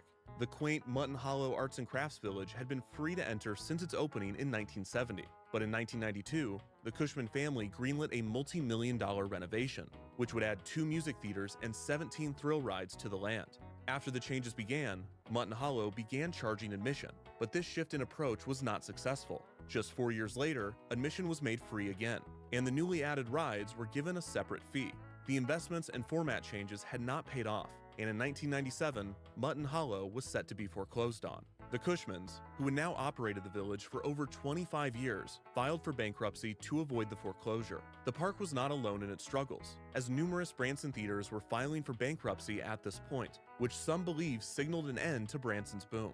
The Cushman family was optimistic that they could get Mutton Hollow back on track, with their daughter commenting, quote, "Needless to say how dear it is to our hearts. This is a piece of Branson history, not only for our family, but for the whole area. I feel very peaceful about it. I know the good Lord is on our side." Unfortunately, in his infinite wisdom, God decided that what was actually best for the Cushmans was for Mutton Hollow to be foreclosed on and sold to Bob Weir, founder of Aaron's Automotive Parts.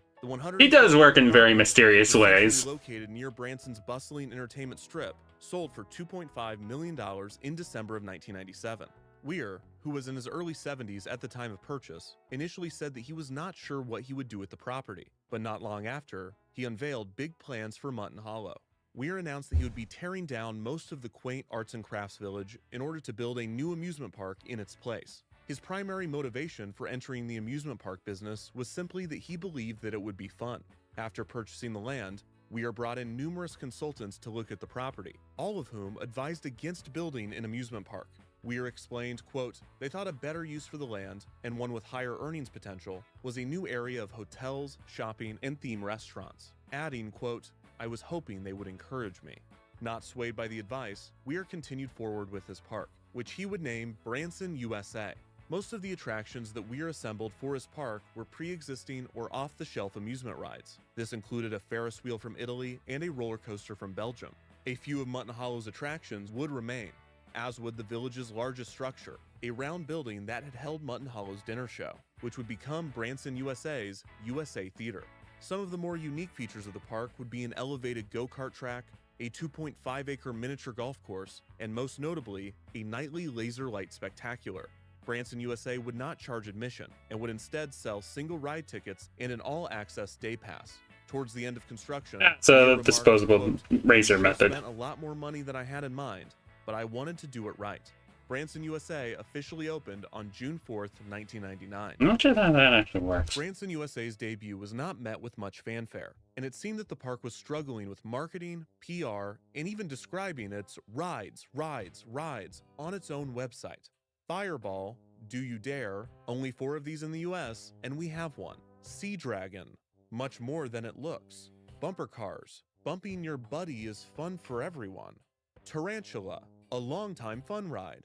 Despite adding 10 new rides in 2000, including yeah, that dude really needs a Branson PR. USA still struggled to get coverage in the media outside of an occasional mention alongside Branson's other attractions. However, that all changed in late July 2000 when the Twizzler-mobile, aka the Goo-mobile, pulled up to Branson, USA. Out popped the Goo Crew, who challenged the guests at the park to compete in a variety of tongue twisters. The Goo Crew, otherwise known as the Goo Patrol, was traveling the country in the Twizzler-mobile, aka the Goo-mobile, aka the PT Goozer, to promote the new Twizzlers Twist and Fill candy, as well as the upcoming Twizzlers Tongue Twister Challenge Championship, a competition in which children could submit their most innovative tongue twister for the chance to win a $10,000 scholarship. The winning tongue twister was, quote, terrifically tangy Twizzlers Twist and Fills Twist Your Tongue with Taste. Try to top that. Terrifically tangy Twizzlers Twist and Fills Twist Your Tongue with Taste. Try to top that. Terrifically tangy Twizzlers Twist and Fills Twist Your Tongue with Taste. Try to top that. It's not that hard. How did that win? If you're wondering why I'm honing in on this so much, you're officially out of the Goo Crew. But if you must know, it's because this might have I mean, been they the were most exciting kids. thing to Don't take expect place at Branson USA Shakespeare in its out of it. first 2 seasons of operation. For the summer of 2001, Weir added a new water ride, the Pipeline Plunge Water Ride. That same year, the park also added The Magnificent Seven, a musical variety show that would take residency in Branson USA's theater. There's a roller coaster and a fireball too, and the pipeline plunge. It's all waiting for you. Branson, USA.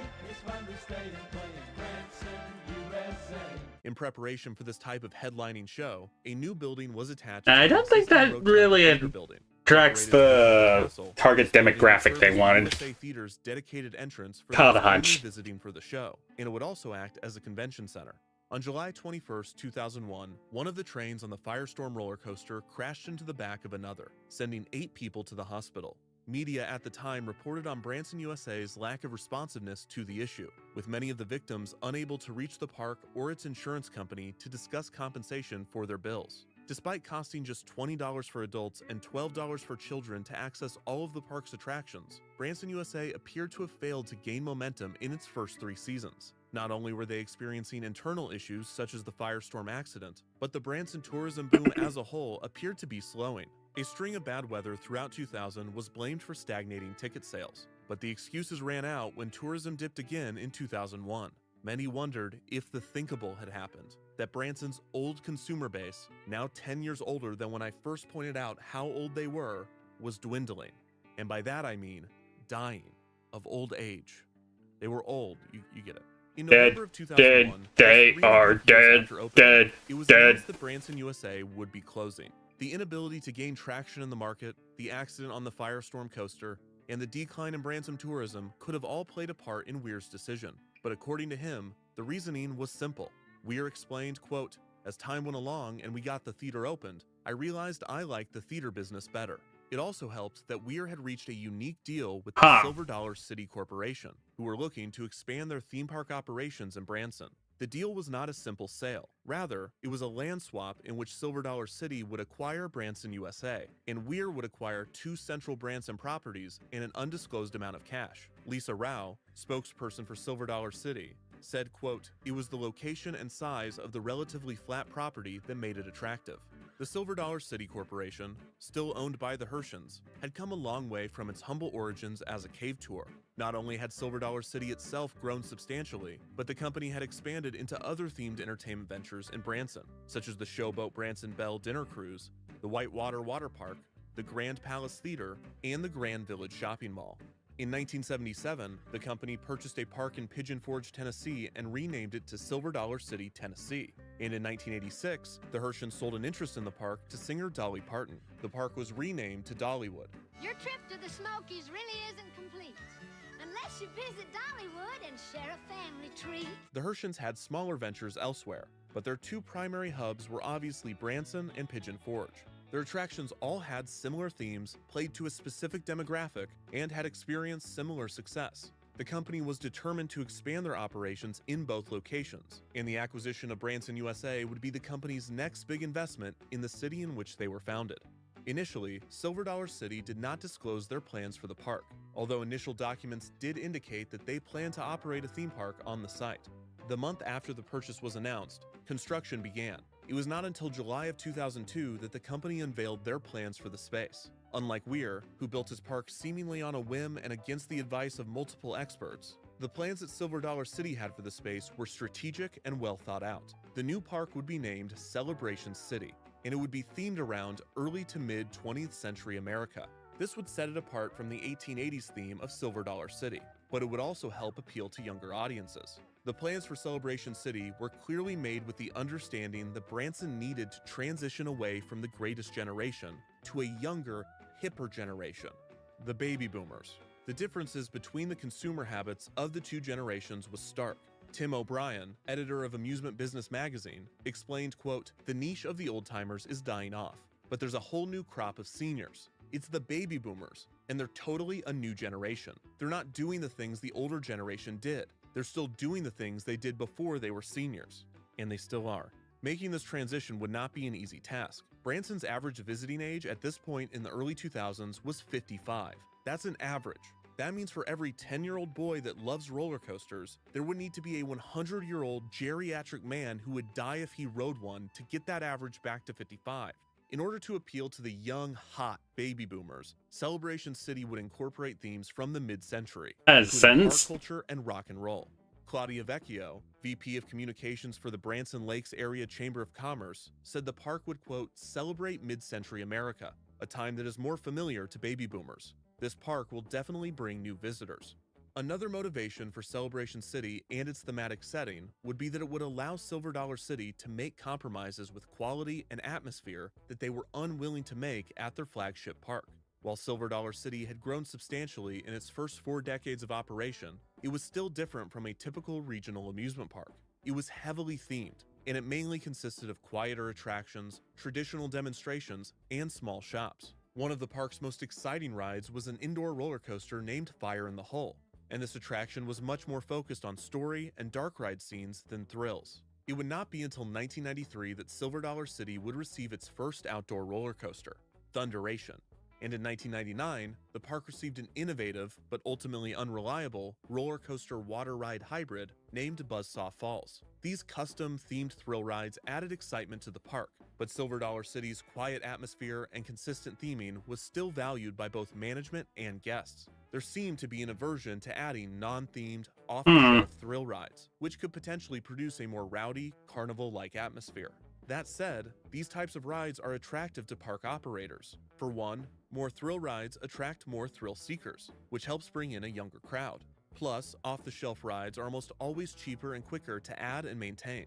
Celebration City would be able to take advantage of these benefits. while keeping the potential drawbacks completely separate from Silver Dollar City. The new park would still be a theme park, but the themes chosen would allow for more flexibility with ride selection. One of the areas would be themed to an early 20th century boardwalk, in the vein of Coney Island, which would allow for the placement of several standard amusement park rides while retaining thematic consistency. The announcement in July of 2002 alluded to the possibility that Celebration City would open later in the day, and would rely on the foot traffic of nearby attractions on the Branson Strip. Another press release in November of 2002 further detailed this concept. Celebration City would not open until 3 p.m. every day, and it would stay open until either 10 p.m. or 11 p.m. on most days. The idea was for it to be that's a super specific. park, with the intention being that guests would spend the first part of their day in the 19th century themed Silver Dollar City, and then travel to the 20th century themed Celebration City to end their day. This was a bespoke, linear, narrative park hopping experience, and Silver Dollar City did not seem to grasp, or at least communicate, just how ambitious this concept was. Linda Antis, VP of Marketing and Sales for Silver Dollar City, simply explained that Celebration City would be, quote, as different from Silver Dollar City as night and day, literally. This will be the place to go at night after being at Silver Dollar City during the day. There were very few details provided on how this migration process would occur, or how many people Silver Dollar City thought would be splitting their day between the two parks. Construction continued on Celebration City throughout 2002. In January of 2003, it was announced that the new Yeah, park would sounds open in May a of that bit year. too The park cost specific $30 in all million honesty. to construct and would occupy around 40 acres of the 112-acre property that Silver Dollar City had acquired from Weir. A few of Branson USA's attractions would remain and be reused, most notably the Ferris wheel, but the scale of the construction was significant. Rao emphasized, quote, "We're not just putting some paint on what was. This is a whole new theme park." The park's main attraction would be a new wooden roller coaster built by the Pennsylvania-based Great Coasters International, or GCI. The tall wooden structure would be visible from around Branson's main strip, and the ride was intended to serve as a sort of billboard for the park. The GCI coaster would cost $4 million to construct, around 10% of the park's total budget. In December of 2002, Silver Dollar City Incorporated rebranded to the Hershend Family Entertainment Corporation to better reflect the scope of their expanding entertainment operations. The finishing touches were being put on Celebration City throughout the spring of 2003. Despite Hershend's confidence in the concept, there were clearly some details still being worked out. The park planned to open with 1,500 parking spaces, despite having a total capacity of 9,000 people. The general manager of Celebration City, Steve Honeycutt, explained, quote, "Early on, it seemed adequate, but we're the buzz of the town. I don't think we'll be able to meet the demand, and that's a nice problem to have." Honeycutt added that the exact time the park would close was also up in the air, explaining, quote, "We're saying we're going to close at 11. We may push that to 12. If we're busy and people are having a good time, we're not going to run them out." The park's construction lasted just 16 months, and on May 1st, 2003, Celebration City opened its gates, hoping to draw a new generation of tourists to the Branson area. Visitors entered Celebration City through Celebration Street, an area themed to the turn of the century, with several new structures built to resemble Victorian-era buildings. Celebration Street mainly consisted of shops, but the land did feature one ride, a carousel. This carousel was left over from Branson, USA, but it was repainted and moved to this prime location at the entrance of the park. After reaching the end of Celebration Street, if guests turned left, they would enter Route 66, an area set in the mid-century. Not only did this theme specifically appeal to baby boomers who grew up in this era, but it also had a local connection. The nearby Springfield, Missouri is recognized as the birthplace of Route 66 because in 1926, an entrepreneur what a from coincidence. Springfield suggested renaming what was then Highway 62 to the more catchy and now iconic Route 66. Celebration City's Route 66 area would feature several rides left over from Branson, USA, such as the Tilt-A-Whirl, the Scrambler, and several kiddie rides. The go-kart track was rethemed to the Route 66 Go-Kart Speedway. The mini golf course was rethemed to roadside golf, and the bumper cars were rethemed to slick, slightly used bumper cars. Branson USA's Sky Chaser Ferris wheel became the Electric Star Wheel, and the Firestorm roller coaster became the Thunderbolt.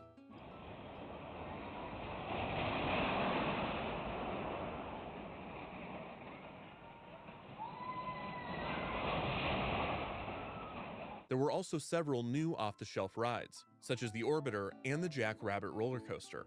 The area also featured several themed shops and restaurants, including the Last Chance Diner. The highlight of Route 66, and Celebration City as a whole, was the Ozark Wildcat. The GCI coaster stood just over 80 feet tall and featured over 2,600 feet of track. It had a relatively small footprint, resulting in a ride time of just 90 seconds. Originally, the attraction was said to feature a 360-degree spiraling drop and reach speeds of 66 miles per hour. However, after opening, these were amended to be a 310-degree spiraling drop with a max speed of 45 miles per hour. The coaster did effectively act as a billboard for the park, occupying the space closest to the highway, making the park visible to those driving down the Branson Strip. Celebration City's third themed area would be the Electric Boardwalk. This area experienced the least amount of change during the transition to Celebration City, as in this same spot, Branson USA had an area named the Boardwalk, and several of these structures, rides, and games would remain intact, including the Boardwalk games, the Boardwalk Kiddie rides, and the Fireball. Branson USA's Fall Creek Plunge was rethemed to Shoot to Shoot. The Accelerator Drop Tower was also added and was used heavily in the park's promotion. A few of the buildings that Branson USA had inherited from Mutton Hollow still remained in Celebration City, most notably the Rotunda Theater, which was renamed to the Celebration Theater and would be used for shows, with the attached building renamed to Celebration Hall. The highlight of the Electric Boardwalk would be the Great Lawn. This would be the venue for the nightly spectacular, named Celebrate. The new show, which was not ready at the time of opening, was to be set in front of a 45-foot-tall faux rock wall, which appeared as the side of a mountain. The display would incorporate lasers, projections, confetti, and fireworks, all while paying tribute to iconic moments and notable figures from 20th century America, such as the space race and Elvis. In addition to showcasing 20th century icons, the Celebrate show featured a story, which an article in the Tulsa World paper described as a, quote, simple one, but then went on to describe the narrative, in which, quote, a young person and her grandfather release a tornado-like spirit called Fizzgig, the Queen of Celebrations, who takes the two and the viewers through the past 5 decades. Herschend stuck to its original concept. Celebration City did not open until 3 p.m., while Silver Dollar City closed at 7 p.m. Herschend heavily advertised multi-park passes, which they referred to as City Hoppers, to encourage people to start their day at Silver Dollar City and end their day at Celebration City. Unlike Branson USA, Celebration City received a massive amount of coverage at the time of its opening. Herschend pulled out all of the stops, holding a grand opening celebration at the end of May, with the Celebrate fireworks show premiering during it. The park continued to receive positive press throughout its inaugural season. It remained open on weekends throughout the fall, before closing entirely for the winter. For the 2004 season, Celebration City added 2 new rides, Chaos and Flying Circus, as well as adding additional theming and improving the food and merchandise options. According to Lisa Rao, the additions were made because, quote, Celebration City did what we hoped it would do, and that's why we decided to make this investment. It attracted families as well as new visitors. It gave people one more very active reason to visit Branson. During the 2004 season, Herschend began allowing a non-denominational evangelical church named Woodland Hills to hold services out of the Celebration Theater throughout the morning, with the condition that the congregation must vacate the premises by the time Celebration City opened in the afternoon. This was a rare and strange agreement that only makes sense given that Herschend is a Christian company. I think I actually remember hearing about this on Tumblr a long time ago. Experienced a few changes in preparation for its 2005 season. The Route 66 eatery Kick's Grill became Kick's Barbecue. A new upcharge attraction was also added to Route 66, a life-size version of the game Rock'em Sock'em Robots, where guests would climb into each fighter and throw punches at one another. This throwback game was perfect for the mid-century theming of Route 66, but the contracted company that owned and operated the game did not have the license to use Rock'em Sock'em Robots, so Celebration City's attraction was instead called Rock'em Knock'em Robots. Also new in 2005 was the Circus Tree Gardens. The Herschends prided themselves on protecting and showcasing nature in their attractions, having a long-standing rule that for every 1 tree they cut down, 2 more must be planted. The Circus Tree Gardens were a way to add more serenity and nature to Celebration City, which was much needed given that a large part of Branson, USA was sprawling concrete patches with scarce greenery or shade. One of the biggest changes for 2005 was a complete revamp of Celebration City's nighttime show, which was said to cost $2 million. The new show, named Nightfire, Igniting the American Spirit, would retain the Americana focus of Celebrate, but would add additional effects and show elements. It was absolutely patriotic, and it really raised the hair on my arms. It was absolutely beautiful. President Reagan, when they brought down the wall with the Gorbachev, we liked that real well.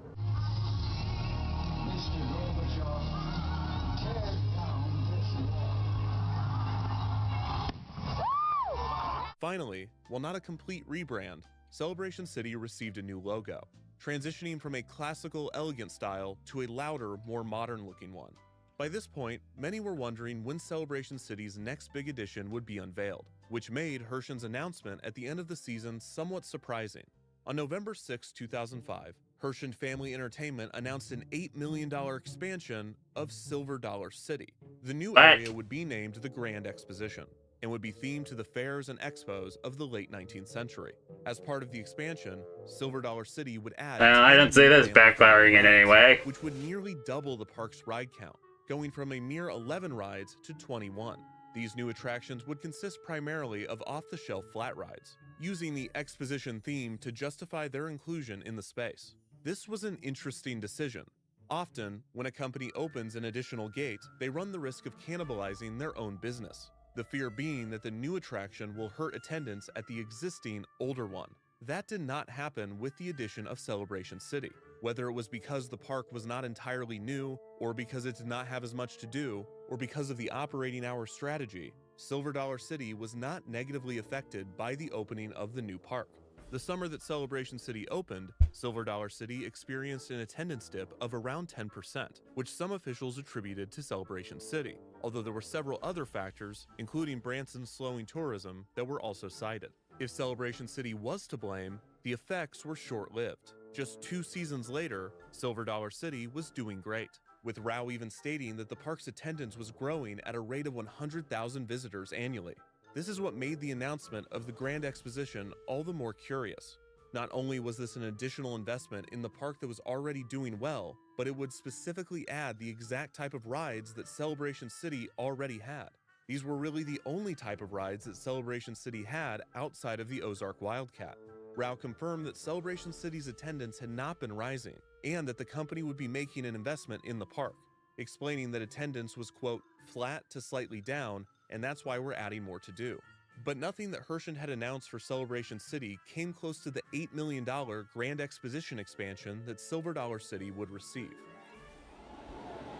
There was one sacrifice that Hershen seemed willing to make to give Celebration City an advantage. In 2002, Silver Dollar City had partnered with Big Idea Productions to bring a stage show based off of the popular VeggieTales video series to the park. This was a match made in literal Christian heaven. VeggieTales was a video series in which a cast of anthropomorphic vegetables retold stories from the Bible.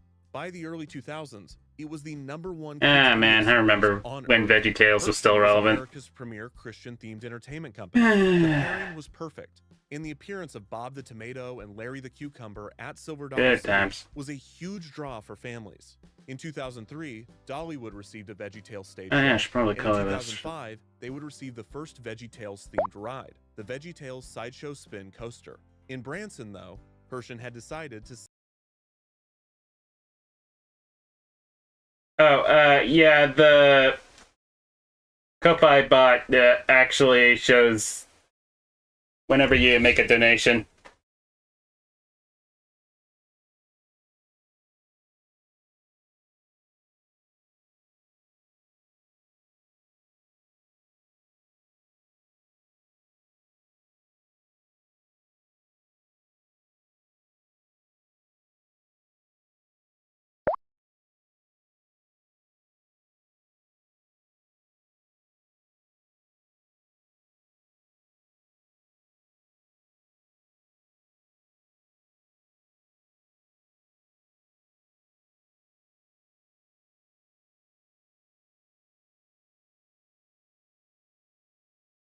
Just that you made the donation, though, so... send the veggies to the struggling Celebration City. A new VeggieTales video would play in the Celebration Theater, and children would also be able to meet the stars, Bob the Tomato and Larry the Cucumber, which answered the age-old question, how do you hug a tomato? Because you can't hug Bob where you would want to, where it would be normal to. That's where his mouth is. So you gotta kind of hold him, like the pregnant woman emoji.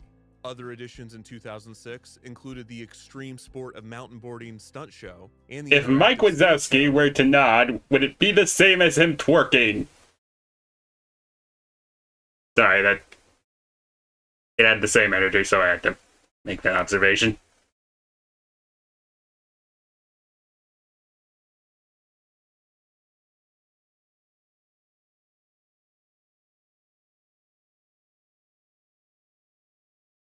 Movie magic, lights, camera, action, and you, which allowed kids to produce and star in Hollywood films such as Rocky, Pink Panther, Legally Blonde, and Agent Cody Banks. 1 year after its debut, Nightfire, Ignite the American Spirit was changed to Ignite the Night, which was now touted as a $3 million show. One attraction, Chaos, was removed for the 2006 season, which the park declined to comment on, but many speculated that it was due to maintenance issues. The 2007 season saw the addition of 2 new animal shows. First, Sea Lion Splash would be staged in a new pool built on the parking lot near Route 66. This show was created in partnership with Animal Planet. The other show, named Parrot Party, would take place inside of the Celebration Theater. A new ride, the Stinger, was also added near the Jackrabbit roller coaster. It was not until the 2008 season that Celebration City received a significant addition. Herschend added a new attraction named Roaring Falls, which sent 20 passenger boats down a 5-story, 55-degree drop. The attraction originally opened at Ohio amusement park Geauga Lake as Shipwreck Falls in 2000, and was sold to Herschend after the amusement park portion of Geauga Lake closed in 2007. Celebration City's version of the attraction added Amazon theming, with sound and mist effects to set the tone, despite this not fitting in with the theme of the boardwalk area or really any of Celebration City's established themes. Rouse said of the addition, quote, "The bottom line is, we are not the boss. The guests are the boss, and mostly mom. Roaring Falls is exactly what they want, a big, get-wet, whole-family thrill ride." 2008 also saw the addition of a frisbee dog show named Jump, and apparently Parrot Party was lame and tensionless because it was replaced by extreme parrots, whatever that means. I don't care what it means either.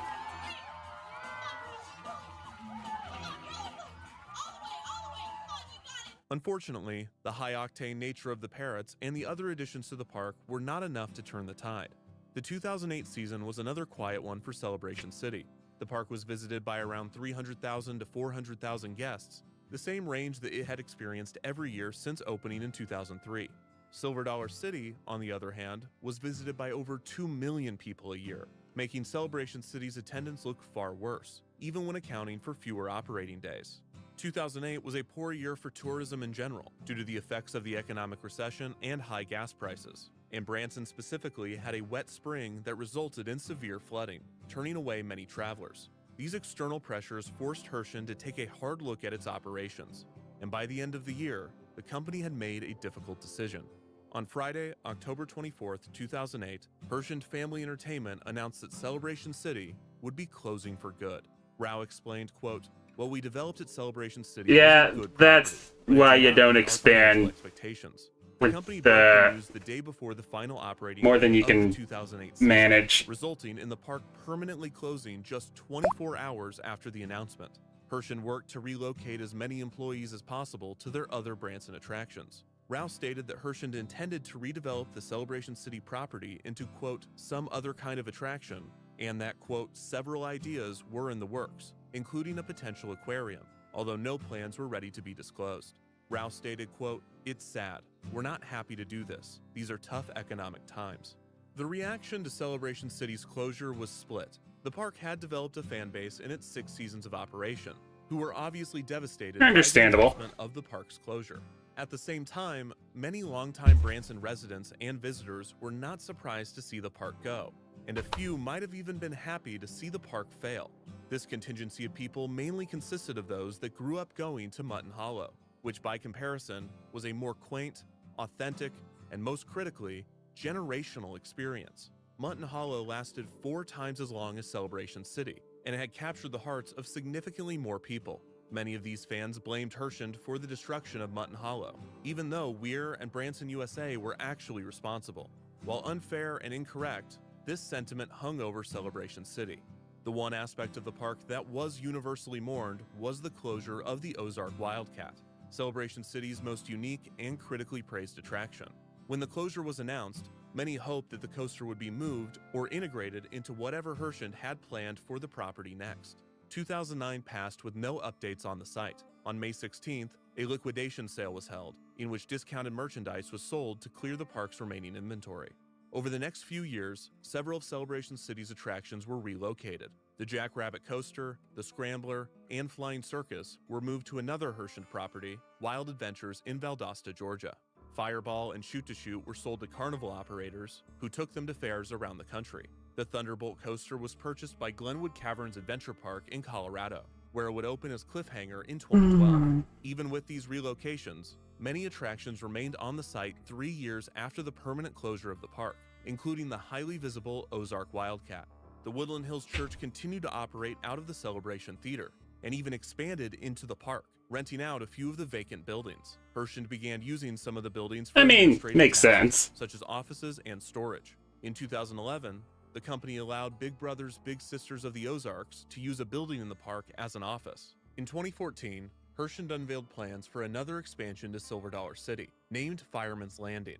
This $8 million land would feature 10 new attractions, 6 of which were family rides. One of these would be Celebration City's Accelerator Drop Tower, which was rethemed to Firefall to fit the new area. While Hershend continued to invest in Silver Dollar City, Celebration City sat mostly abandoned. Given that there were some authorized activities, the park was not entirely fenced off, resulting in several urban explorers walking right into the park. Much of Celebration City's theming and exteriors remained in relatively good condition, and several rides, such as the Carousel and the Ozark Wildcat, sat motionless in full view. Most eerie, one of the props from the Route 66 area, a giant cymbal-banging monkey toy, was left behind, and the already creepy-looking statue was deteriorating quickly. In 2015, the Orbiter, which had remained on Enjoy your the property nightmare for fuel, some time, kids. was finally moved to Wild Adventures, where it opened as Jungle Rumble. That same year, Hershend would release their biggest update on the park since it was closed. Unfortunately, it was more bad news. The Ozark Wildcat, which had now been sitting dormant as long as it had operated, would be demolished. Some of the trains would be sent to Dollywood to be used on their GCI coaster, Thunderhead, while the rest of the structure would be completely destroyed. This would be the first GCI coaster to be demolished, and as of early 2026, the only one. The demolition would take several months. Rouse said that the ride was unable to be moved and that the demolition was always the plan. Hershend had just now dedicated the resources to going through with it, adding, quote, "Something that people may not realize is that demolition is expensive." She also added that the property was, quote, "still something in the creative minds of our people, but it is not anything that is in any stage of blueprints at all."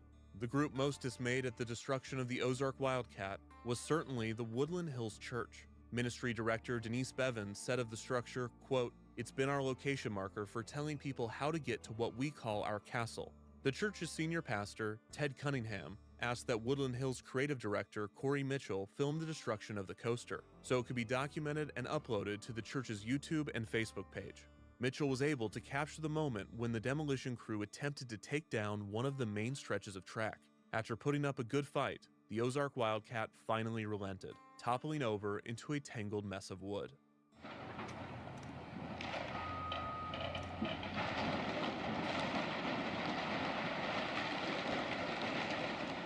Some members of the church retrieved a few planks of the wood and made them into ornaments, passing out 800 of them to the congregation. The description of the demolition video read, quote, "We hope you can still find us for church on Sundays." The Ozark Wildcat's demolition felt like a true goodbye to the nothing park. good lasts forever, Much of sadly. Celebration City remained abandoned. Most of the original structures, thematic elements, and even a few rides sat unused for years. The next significant update would come 7 years after the Ozark Wildcat's demolition. In 2022, an auction was held, which consisted of many of Celebration City's props and theming. This included antique vehicles, neon signage, authentic Route 66 memorabilia, antiques, and plenty of equipment and machines. One of the most valuable pieces sold at the event was the park's carousel, which had been sitting abandoned for nearly 14 years and was missing a horse. The auction took place throughout the abandoned park, with the items placed directly outside the park's intact themed structures. While this purged Celebration City of many of its visually interesting elements, much of the park still remained. As of 2026, most of the park structures can still be seen. The Victorian-era buildings of Celebration Street, the Great Lawn and its large rock wall, the go-kart track, and the buildings of Route 66 all survive, sitting abandoned. The Woodland Hills Church continues to use the Celebration Theater, which is still made up partly of the Rotunda Theater that had originally been built for Mutton Hollow decades prior. Herschend still claims to be looking into options for the valuable property, which sits directly adjacent to the still busy Branson Strip. Celebration City was and is a curiosity, one that Herschend Family Entertainment still seems to be trying to figure out. The reason the park failed could be as simple as that it had no chance to succeed, because Branson just might not be able to support two theme parks. The boom that Branson experienced in the 90s was not sustainable, especially with its specific clientele. And while the town remains a popular tourist destination, it might never be one that can support two parks. The fact that Mutton Hollow, and then Weir, and then the Herschends themselves failed to establish one, especially given its prime location, indicates that this is an open and shut case of too much capacity for the existing market. On the other hand, Celebration City was weird. The entire concept of the sequel park and the linear park hopping experience was more ambitious than Herschend seemed to realize. A post by a user named Chadster on the Theme Park Review forums claims to have interviewed for Celebration City 7 months before the park opened. Chadster recalled, quote, "I quizzed them about having two parks close together. The park's GM said their theory was that Silver Dollar City would close between 6 and 8 in the evening, and that guests would just naturally migrate to Celebration City to end their day. I was skeptical. Some sources claim that Celebration City was not losing a lot of money, and most years, it was profiting, albeit barely. If the park ever had any chance of surviving, then one of two things needed to happen. First, Herschend needed to invest in another impressive unique ride, such as Ozark Wildcat, to make the park a true destination, or they needed to go all in on their split-day concept. Both paths could negatively impact Silver Dollar City, which Herschend seemed unwilling to do. Throughout most of Celebration City's life, the park opened at 3 p.m. and closed at 10 p.m., while Silver Dollar City opened at 9:30 a.m. and closed at 7 p.m. This meant that if Silver Dollar City was pushing guests out to spend their night at Celebration City, they would have less than 3 hours to spend there before the park closed. The pricing of Celebration City was also interesting. Throughout its first 3 years, tickets cost around $30 per adult, while Silver Dollar City cost around $40 per adult. When accounting for the difference in operating hours, this meant that both parks were charging around $4 per hour, despite Silver Dollar City having far more to offer, something that was not lost on value-conscious Midwest families. Herschend did reduce the price of Celebration City to around $22 for the 2006 season, but by 2008, it was back up to $29, although in this same time, Silver Dollar City had surpassed $50 per adult, making Celebration City look like a good value by comparison. Celebration City's success in weaving themes around otherwise generic off-the-shelf rides might have also been its downfall, as it gave the company the confidence to do the same at Silver Dollar City, only better. Whether it was closing Silver Dollar City early, keeping Celebration City open later, adjusting pricing, adding another major thrill ride, or abandoning the day and night concept entirely, Herschend did not seem eager to do whatever it would take to make Celebration City work. They hoped the park would be an overnight sensation, and they were not interested in a decade-long test and adjust in order to make the two-park setup a success. The Herschends have alluded to this in the years following Celebration City's closure. According to the Springfield News Leader, in 2012, Jack Herschend, quote, used the term arrogant to describe some ventures, including Celebration City. In the nearly 2 decades following Celebration City's closure, Herschend has continued to improve their existing parks, while also acquiring a few more. Silver Dollar City has grown into one of the most beloved regional parks in the United States, with an incredible variety of attractions, from their traditional well, that's a bit of a demonstrations silver to lining. new world-class thrill rides. In 2024, Silver Dollar City announced a $500 million development plan, which would begin with the construction of the Silver Dollar City Resort. This mirrors the company's strategy for the similarly successful Dollywood, and it will solidify Silver Dollar City as one of the Ozarks' main draws. The news of the expansion fueled speculation about a second gate for the property, although it appears that if this were ever to occur, it would more than likely be on the 1,200 undeveloped acres surrounding Silver Dollar City and not on the grounds of Celebration City. In 2025, Herschend Family Entertainment made its biggest move yet, acquiring Palace Entertainment from Parques Reunidos, which brought 24 additional U.S. attractions into the still family-owned company. The continued success of both Silver Dollar City and Herschend Family Entertainment makes the abandoning of Celebration City all the more interesting. The park is a true mixed bag. It is a remnant of both fear and overconfidence, of ambition and disinterest. Many people miss it, many are apathetic to it, and a few are even happy that it's gone. It is a true curiosity. It has now been abandoned for 3 times as long as it operated, and its future remains uncertain. Maybe one day it will finally be raised for a different attraction or business. Maybe it will be abandoned forever, slowly succumbing to the nature of the Ozarks. Or maybe it will become a theme park once more and be given a 4th chance to establish itself in Branson's ever-changing entertainment landscape. Yeah, maybe. Who can say?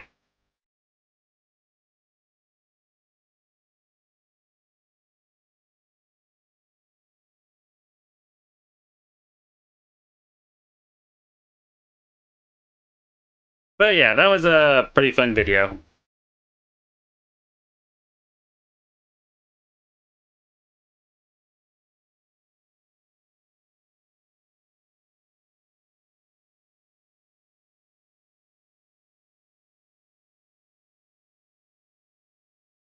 Don't know if I'm ever really gonna turn it into an individual video, but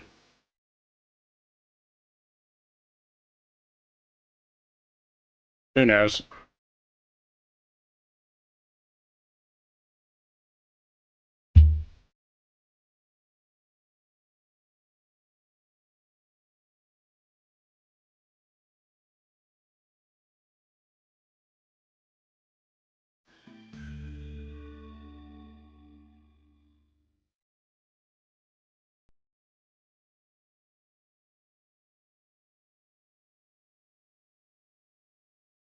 Alright.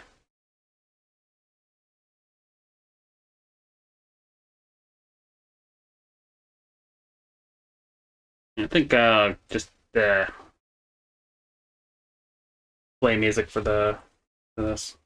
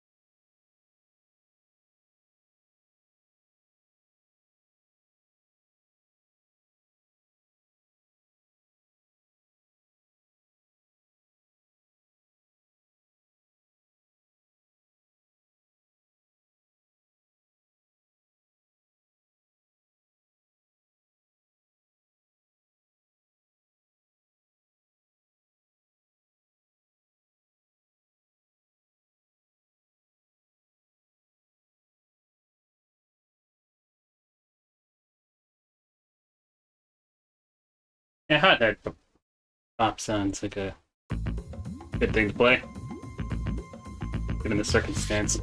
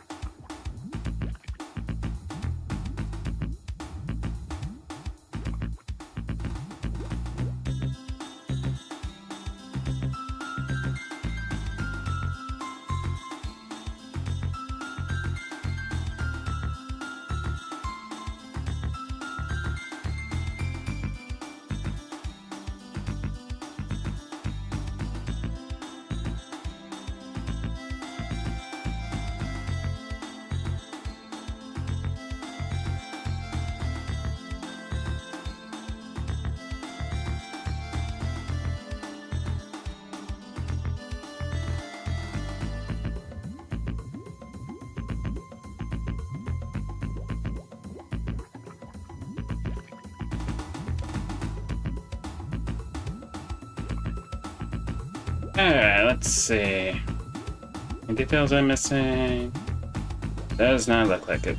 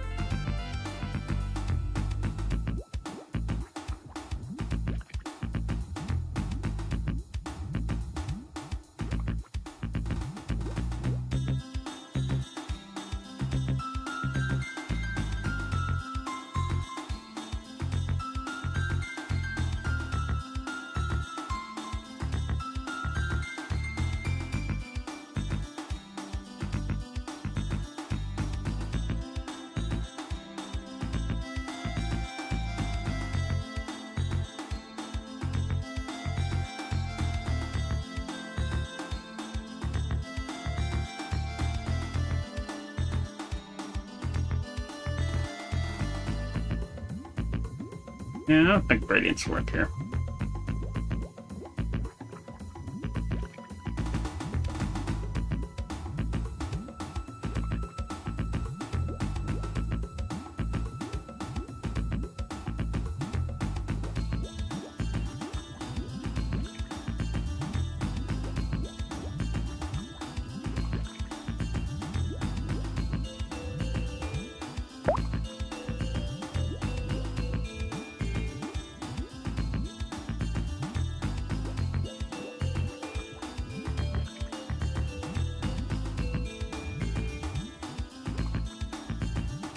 There we go.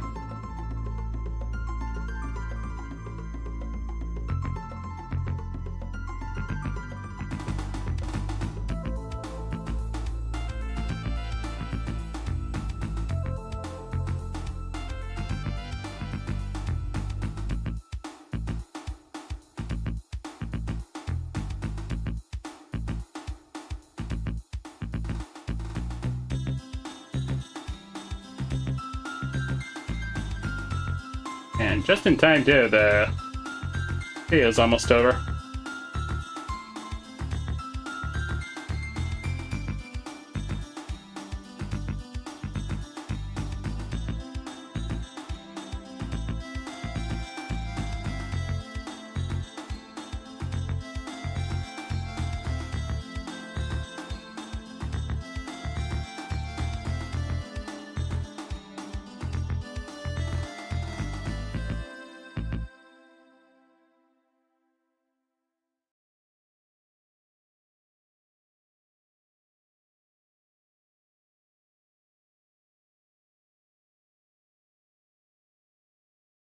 Gotta export the maps.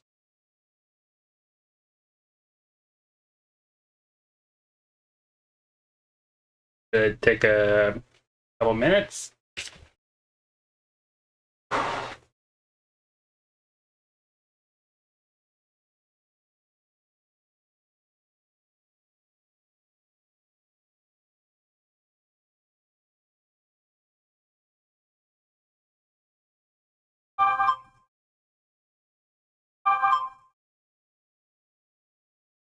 And now my phone gets the notifications.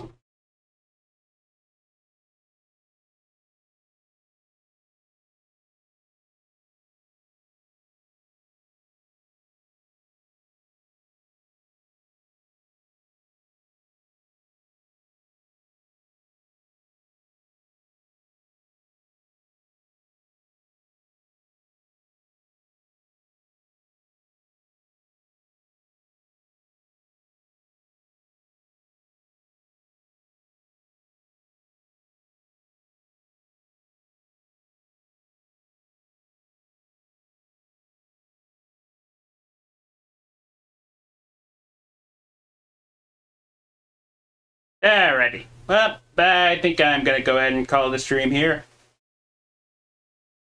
I'd like to thank everyone for coming tonight, and I will see you all next time.